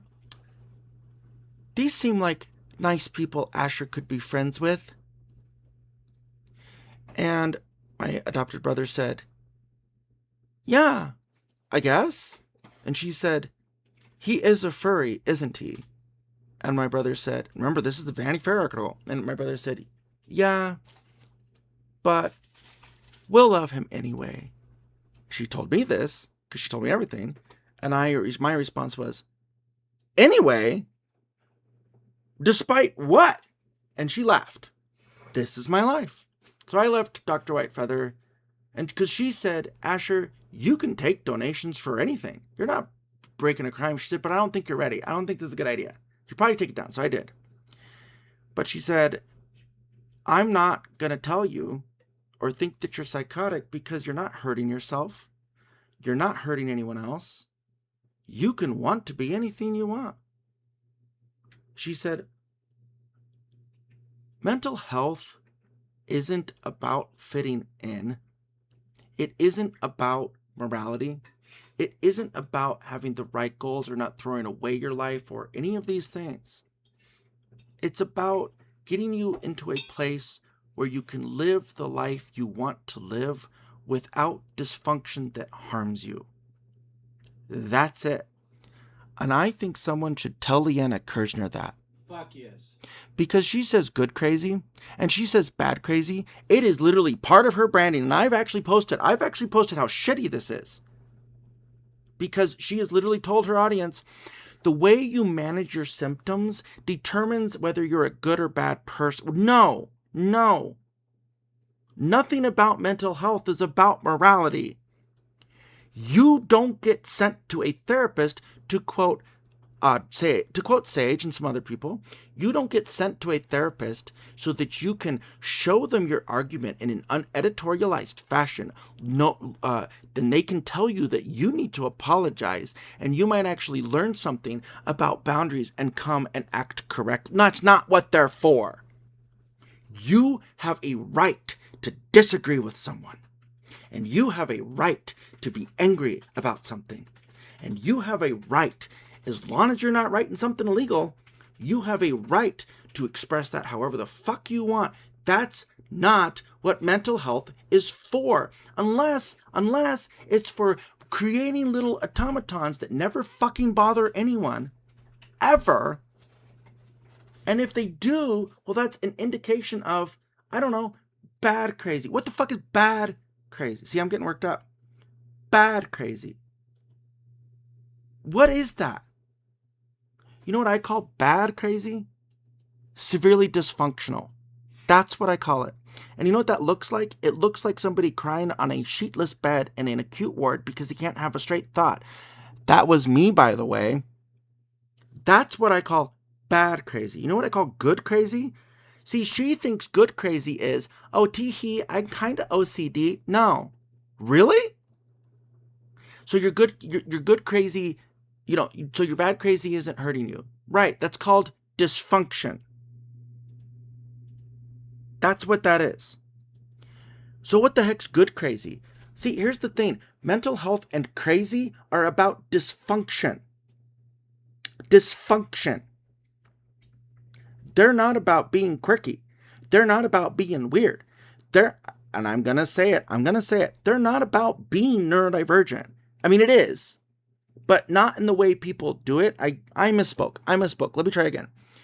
It's not about being in a part of a tribe and saying, I'm neurodivergent, so I can do this annoying thing. I'm neurodivergent, so I have an excuse. No, it's not about that. I absolutely respect neurodivergence. I'm neurodivergent. That's not the problem. I misspoke.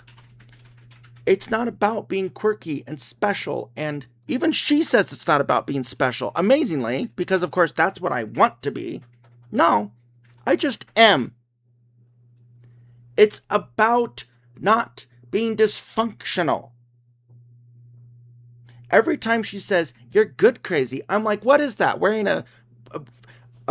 Being super worried about wearing a Fantastic Four sweater that no one gives a shit about? And if they do, who are you with? Who are you hanging out with that is so concerned about your Fantastic Four sweater on an adult? Leanna, run away from these people. They're not your friends. But see, she can wear it as a badge of pride. I'm quirky. I'm a geeky. I have an inexplicable life. Yeah, apparently you have friends that are also business people that you contract, that are also friends, that are also contractors, that are also friends, that are also yeah, it's pretty fucking inexplicable. I wrote this, actually, about this. Yeah, it's inexplicable. Mental health isn't about that. How do you have... Let me substitute a less possibly stigmatizing language here. Let me put it like this. I'm Leanna Kirshner, and I'm here so that I don't even remember what she said. It's blanking my mind. It's 1:30 in the morning. I'll put it like this. She is saying bad dysfunction and good dysfunction. And I want people to hear this. Now that I'm talking, I want people to hear this. Can you tell me what good dysfunction is? I don't know what that is. I have no idea what that is. I think a normative person could probably invent something about that. I can't, because I know what dysfunction is. See, a normative person might be like, oh, good dysfunction is when you're just a little too anal retentive. No, that's not dysfunction. Dysfunction is when you can't function. Being a little too anal retentive, that's functioning. What the hell is good dysfunction? I want Leanna Kirshner to answer this tomorrow. Because she's sitting there going, you need to address your transphobia, sir. You need to address your sex, your whatever. You need to address it. Leanna, you didn't address me. You didn't even acknowledge me for 18 fucking months. And you were going, you need to address it. No, I don't. I don't. Not any more than you did. So if I need to address it, which, Leanna, I'm going to address right now. I didn't dox you. Everything I've published is legal. I made sure of it.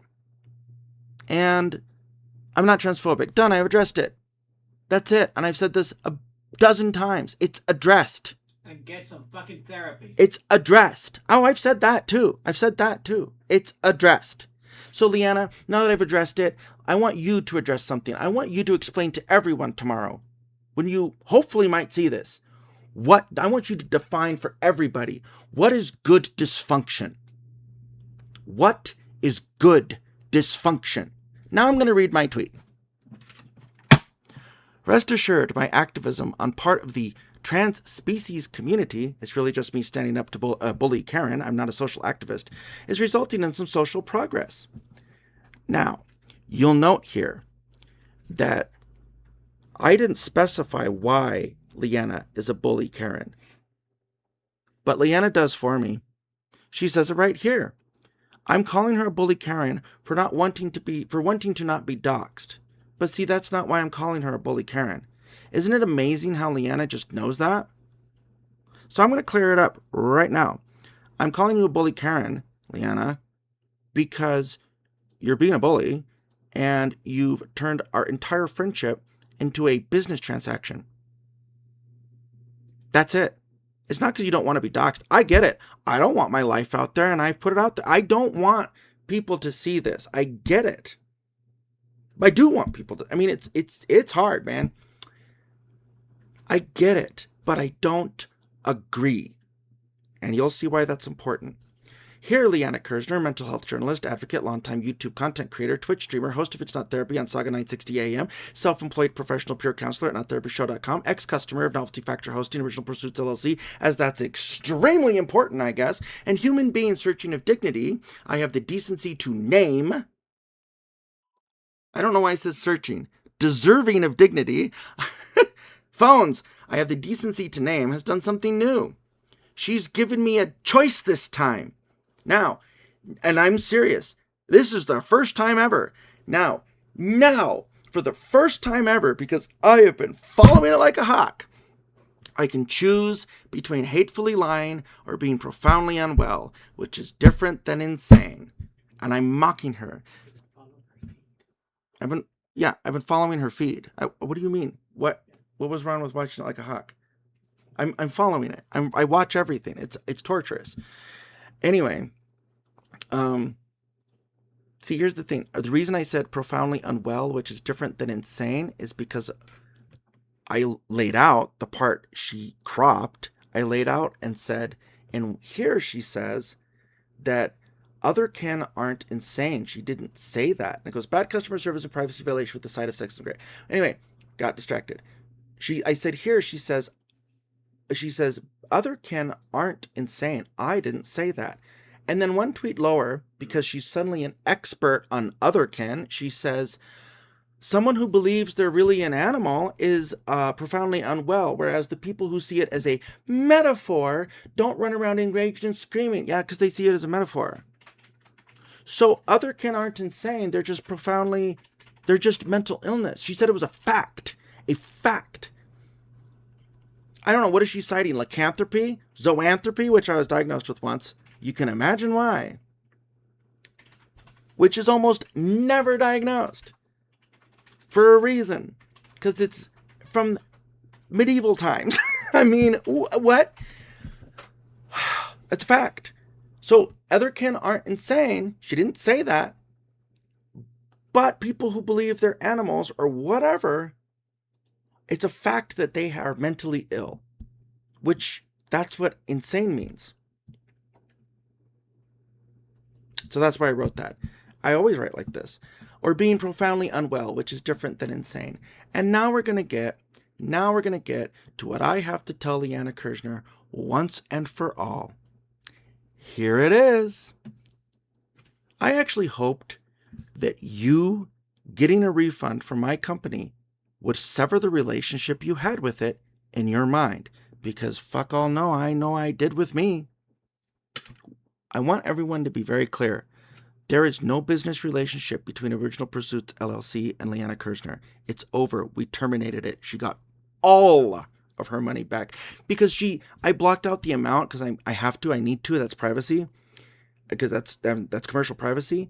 And I'm willing to bet she's going to say, well, you didn't see the amount. It's not actually all there. Are you kidding? Who knows at this point?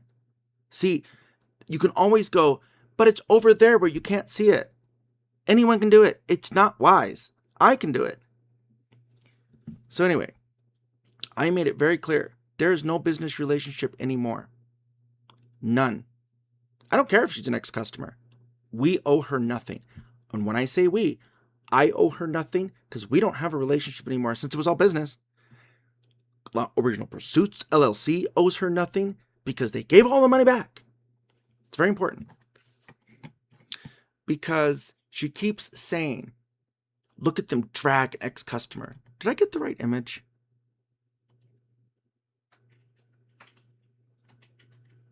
Whatever. Anyway, she keeps saying, he's dragging an ex-customer. Oh, I remember what it was. He joked about his genitalia. That's how weird he is. While dragging an ex-customer. Yeah, I did make a joke about my weird-ass genitalia because it's funny.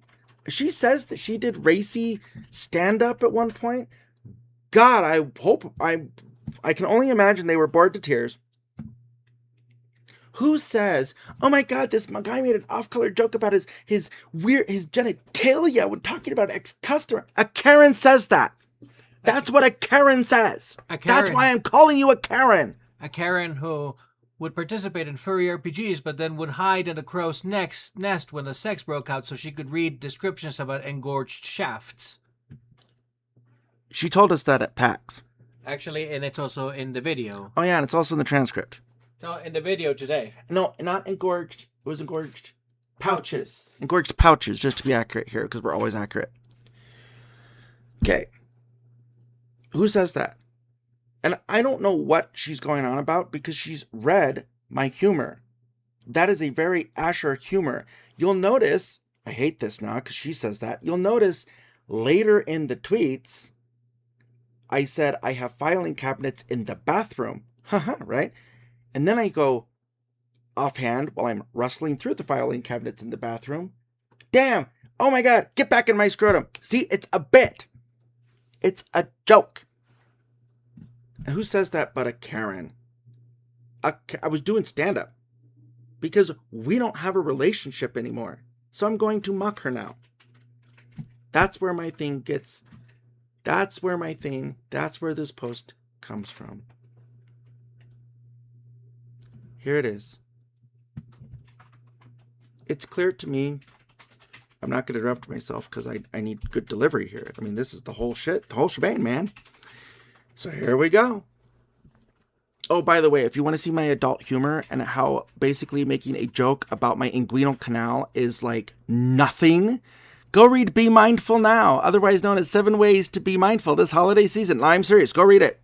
My favorite line in it is, "Ring-a-ding-ding, folks. Time for some positive frotage." Yeah, that's a line. Here we go. It's clear to me, the profoundly mentally ill, hateful, incompetent, so incompetent that I rage when you agree with me on that because, quote, it just doesn't make sense. But it's nevertheless true, always true. But you're not going to post receipts because you don't want to perpetuate doxing actually vulnerable people who've experienced actual real pain. The Microsoft Enterprise Exchange expert who owed you DNS entries you weren't paying for? It was clear. The ones, if she actually logged into the control panel, she would have seen a ticket and button, and she would have seen that those packages weren't being paid for. I'm not responsible for her not logging into the fucking control panel. That's not my job. I told her about it. You'll notice actually at the end of the conversation, I'm already interrupting myself. At the end of our ugly fight, I said, if you have trouble logging into the control panel, just let me know and I'll reset your password. It is not my responsibility that she didn't log into her control panel. I'm going to start over. Oh my fucking God. I actually hoped that you getting a refund from my company would sever the relationship you had with it in your mind. It's clear to me, the profoundly mentally ill, hateful, incompetent, so incompetent that I rage when you agree with me on that, because, quote, it just doesn't make sense. But it's nevertheless always true. But you're not going to post receipts because you don't want to perpetuate doxing actually vulnerable people who've experienced actual real pain. The Microsoft Enterprise Exchange expert who owed you DNS entries you weren't paying for. The ones you announced yourself you were switching, but didn't for months, despite simple instructions at the domain that his husband could follow too if it weren't for you deciding for him he couldn't. Notice they're all male. The one that you called a threat. Okay, not my husband, damn it. The one that you called a threat. Hang on, I gotta change this. That's why I haven't posted it yet. Hang on. Because I just realized, see, I do this. I read through it and then go, wow, that doesn't make sense. That his husband could follow too if it weren't for you deciding for him, he couldn't. The friendly instructions that you called a threat. The one who needed to do nothing on your website every second of his existence. And I've published this before too. A web host sets up your website space and for the most part never checks on it because it runs itself. Why do you think I started this business as someone who's disabled and at risk? I mean, come on. It's got a whole bunch of automatic things. If there's an issue, if something's not working, great, you talk to me. I don't do your website. I don't program your website. I program my website. I don't fix your WordPress. I don't do anything except provide you space. That's what a web host does, and that is industry standard. So, The ones that she says, I needed to tell him about a threat. No, she didn't. She says, I needed to be in contact with them because something might happen. No, it wouldn't. I did one thing. I set up a web space and then I never touched it again. What a business relationship. I just want to make that clear. The friendly instructions that you called a threat, the one who you needed to do nothing on your website every second of his existence, the one who's now discovered that what he thought was a close and affectionate friendship for 5 years was really a business transaction the entire time. The one you said should charge to mock other people's bullies because I was so good at it, at least finding out about them. Advice he didn't take you up on because he's not you. The one you asked if you should taunt kiwi farms. Should I taunt them? And he didn't answer. The one who can't handle no from a woman. As demonstrated by his unique reactions to trans women and other extraordinary women, like former television stars turned games journalist turned mental health journalist turned peer counselor turned the future of mental health support, she said this. The reactions he told you and everyone else to expect by stating for 4,285 times that he treats people exactly like they treat him. Something I thought was very simple. Every single one of them without fail. Just like clockwork. Every single time. The one who needs to accept that he can't say no to trans women and other extraordinary women when they threateningly demand he never, ever mention their name again or write about them. They can't demand that. So much so, that's not what freedom of speech even is. I'm talking about them to me. So much so that public info isn't public. So much so that trauma responses are pissed off respect from a friend telling you the truth about yourself and can't be called cruel because he can't say no to them being accurate because they aren't. He can't say no to them accusing him of anonymous death threats. He can't say, because obviously I need to take everything down. He can't say no when responding to demands he fundamentally disagrees with. One, he has every right to do so, stated by the women who deem him worthy enough to label him an inconvenience to parent, but not granted by them, which apparently extends to the country he lives in and his existence as a person. Like privacy complaints. I can't say no to those. He can't say no to only contacting their lawyer, which, by the way, yes, I can. He can't say no to being lied about. He can't say no to being misrepresented. Otherwise, why am I being kicked off Blue Sky? He can't say no to being tone policed. He can't say no to having to walk away. He can't say no to a woman's analysis of his lifelong demons that just happen to align with doing everything she wants. He can't say no to being slowly erased off the internet. He can't say no to taking down his writing about his experiences, his thoughts, talking about his life, not hers, mine, talking about his indignation at the slights of others, all because he uses the name of a former female customer, because all 5 years was a business transaction he can't say no to. Like most people telling the truth do in the country he lives in, because you manage reputation by what you do in that country, not by what you meant. I know. Because he can't direct his company to refund against their stated policies because you don't borrow server space. All of the money an extraordinary woman gave it in exchange for actual services. The only ones she was paying for. In order to sever the business relationship, because that's all the 5 years ever was, even before she purchased anything, it was a sales pitch apparently. In order to sever all relationships so that he could continue to talk about her, even make fun of her for saying things contradictory. See, here we go. Even for saying contradictory things that don't make sense without being beholden to any expectation of a relationship that doesn't exist anymore. His company can't say no to not having a relationship with the extraordinary woman, which it did, without the expectation of it still owing her privacy. It fundamentally disagrees it violated. By the way, when I showed I paid her, I actually blocked everything out that I needed to because of privacy. Wow. It can't say no to claims that violated privacy without limiting the woman's right to get her way. And its member owner can't say no, or do a virtual stand-up routine with a running gag about his funny genitalia that might name her afterward in response to her misrepresentations. Oh, by the way, she can go, I'm afraid of what mean words on the internet about her former clients, by the way, or friends, or whatever. But, oh no, an ex-customer.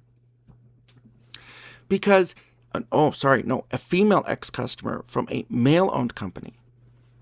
Because he can't say no to not having a relationship with Leanna Kersner that she can completely control.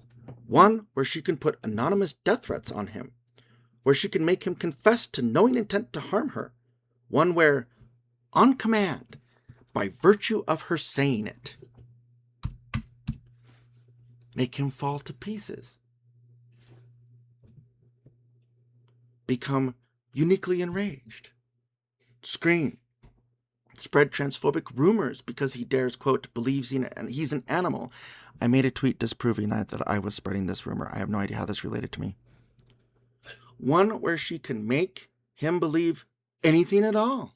Since he doesn't actually believe he's an animal, he believes he's an anthropomorph, since as far back as he can remember, and that is an animal human. And she can make him behave any way she says. Her hand so far up his ass, he's a human sock puppet. Who didn't marry her, by the way? Because he can't say no to being dehumanized, reduced to letters on a screen, as he described it 10 plus months ago, to being reduced to a monster her friends can collect trauma from to show off and be heroes of their own story against the provided villain. I'm not even a hero in my story. He can't say no to having to accept twisting of his words, reversals of his stances, and an inhumane lack of acknowledgement of anything he says in the process.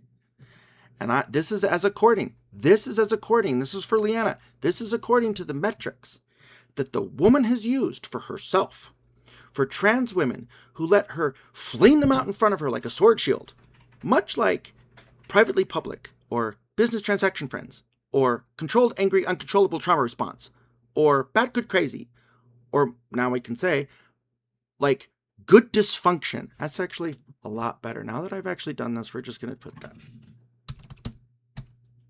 Food. Or highly capable disability, or vulnerably privileged. In every post, at every turn, in every proclamation of her limited freedom, at reporting at docs because the other party wouldn't agree. Of her impositions of silence that are clearly spontaneously generated internal emotions of inability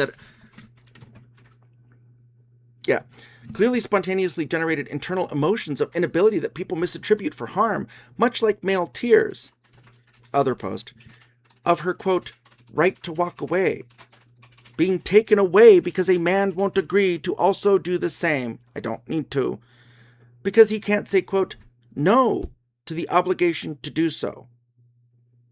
By her own metric of content stalking, online harassment, screen capping, replying in public. Replying indirectly, because I want to make it very, very clear. She can walk away. I've never contacted her. She can walk away, and just like I can post publicly. She means walk away as in I don't do that. She can walk away all she wants. I'm not contacting her. By her own metric of content stalking, online harassment, screen capping, replying indirectly, telling lies, and being constantly hounded. Her own metrics of everything. Because she'll say, that's how I feel. No, I'm using her own metrics. So, he can't say no to her being his therapist, telling him what to do with his life, telling him what his dead father he loves dearly wants him to do with his life, even though when he was alive, she says he didn't give a shit about anyone but himself. So, and this man, oh man, I guess he became enlightened after death in a way that he also can't say no to. A man can't say no to that of a woman. And telling her, no, we don't have a relationship anymore, without her exploding, screaming, uniquely enraging, since this is exceptional behavior on her part. This is exceptional behavior on her part. Character assassinating, tearing him to pieces, ruining his reputation, his livelihood, his relationships. This is what her metric. Because a woman is entitled to his attention, entitled to his addresses, entitled to rewrite his socio-medical history, his philosophy, his beliefs, his arguments, his relationships, his conflicts, and is entitled to insert herself in between any other person and him, lest he interact with anyone outside of her control. Entitled to say anything and everything under the sun, no matter how false it is. Because she can't remember, didn't understand, or made the wrong assumption, entitled to how he's supposed to recognize what she says. Oh, I did. Entitled to his appropriate behavior, entitled to his mental health treatment, entitled to his moral judgment. As in, she makes it for me. That's what I'm saying she's entitled to. That's what I'm saying. She does it for me. Entitled to his maximum benefit of the doubt, no matter how ridiculous what she says is, since even saying something different is accidental gaslighting. Actual episode. Entitled to his voice, giving her more credibility, more goodwill, more clients, while trashing him online. Please remove the fucking episode. It's exploitative, Leanna Kirshner. Entitled to crop his posts and present them as selective facts, while also warning everyone about selective facts. Entitled to his very own arguments about resilient individualism to prop up her content streams while getting them so wrong they'll hurt people if they were to follow it. Yeah, she makes arguments I made to her, and she went, I like that. Some of the things she says are almost me, but then she fucks it up. And apparently when she says it, it's great. When a man says it, oh, it's transphobic and hateful and evil. Isn't that amazing? Entitled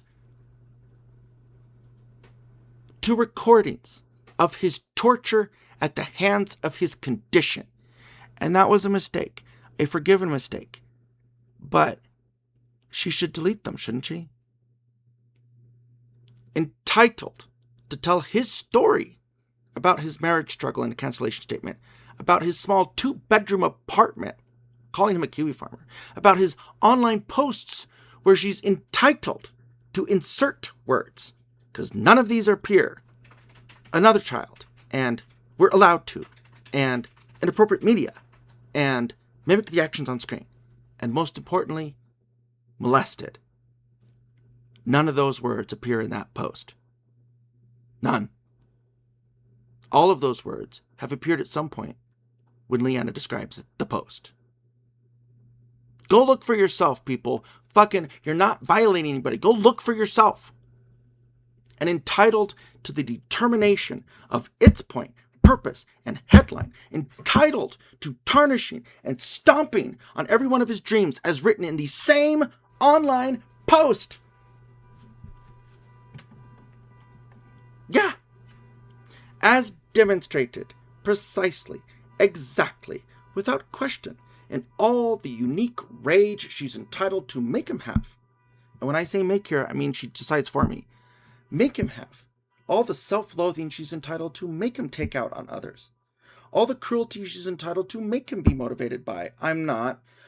When he can't say no to her making him anthropomorphize his mental health condition and swing it around like a weapon whenever he feels like hurting someone, direct quote. And when he can't say no to her making him want to hurt someone whenever she feels like it. Again, Leanna, I'm saying make because you decide it for me. Not because you make me, you decide it for me. I don't even have to do it. Because when he says no, when he says no, when he sets those boundaries, when he distances himself and posts on his public wall whatever the fuck he wants, when he gets money refunded to her against policy, when he says no to being in a non-consensual dominatrix humiliation heterosexual woman crushes gay man who won't give her the affection and respect she's entitled to under a giant Godzilla foot of the internet, something she described. I mean, I don't know what else. Oh shit. I don't know what else. I'm not gonna put you in nappies and powder your bottom and call you good boy. I'm not gonna be your mommy proxy, as she says to so many men. I don't know what that's supposed to be. I'm gay. I don't know what. I've never encountered that because I'm gay. It sounds like a sexual fantasy to me.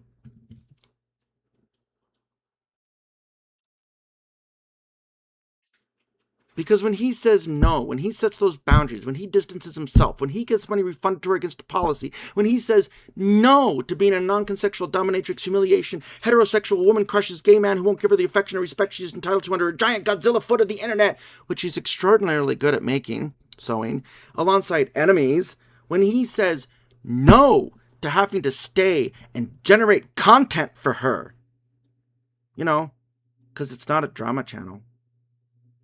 She can't handle it. She can't take what she dishes out. She really doesn't like it.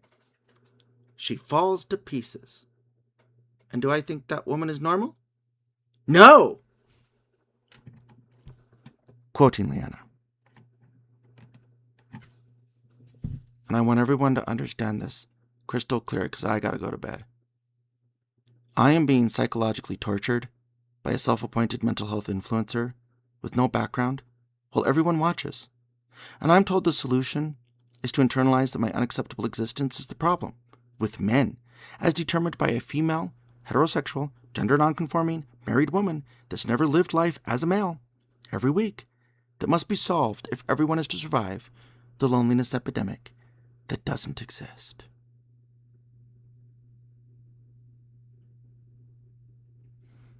Thank you for showing up. I will read all your chat comments again tomorrow. And to my friend tonight, maybe you might hear this. I'm very sorry. It was disproportionate. I really should have accepted your apology, and I do. Good night.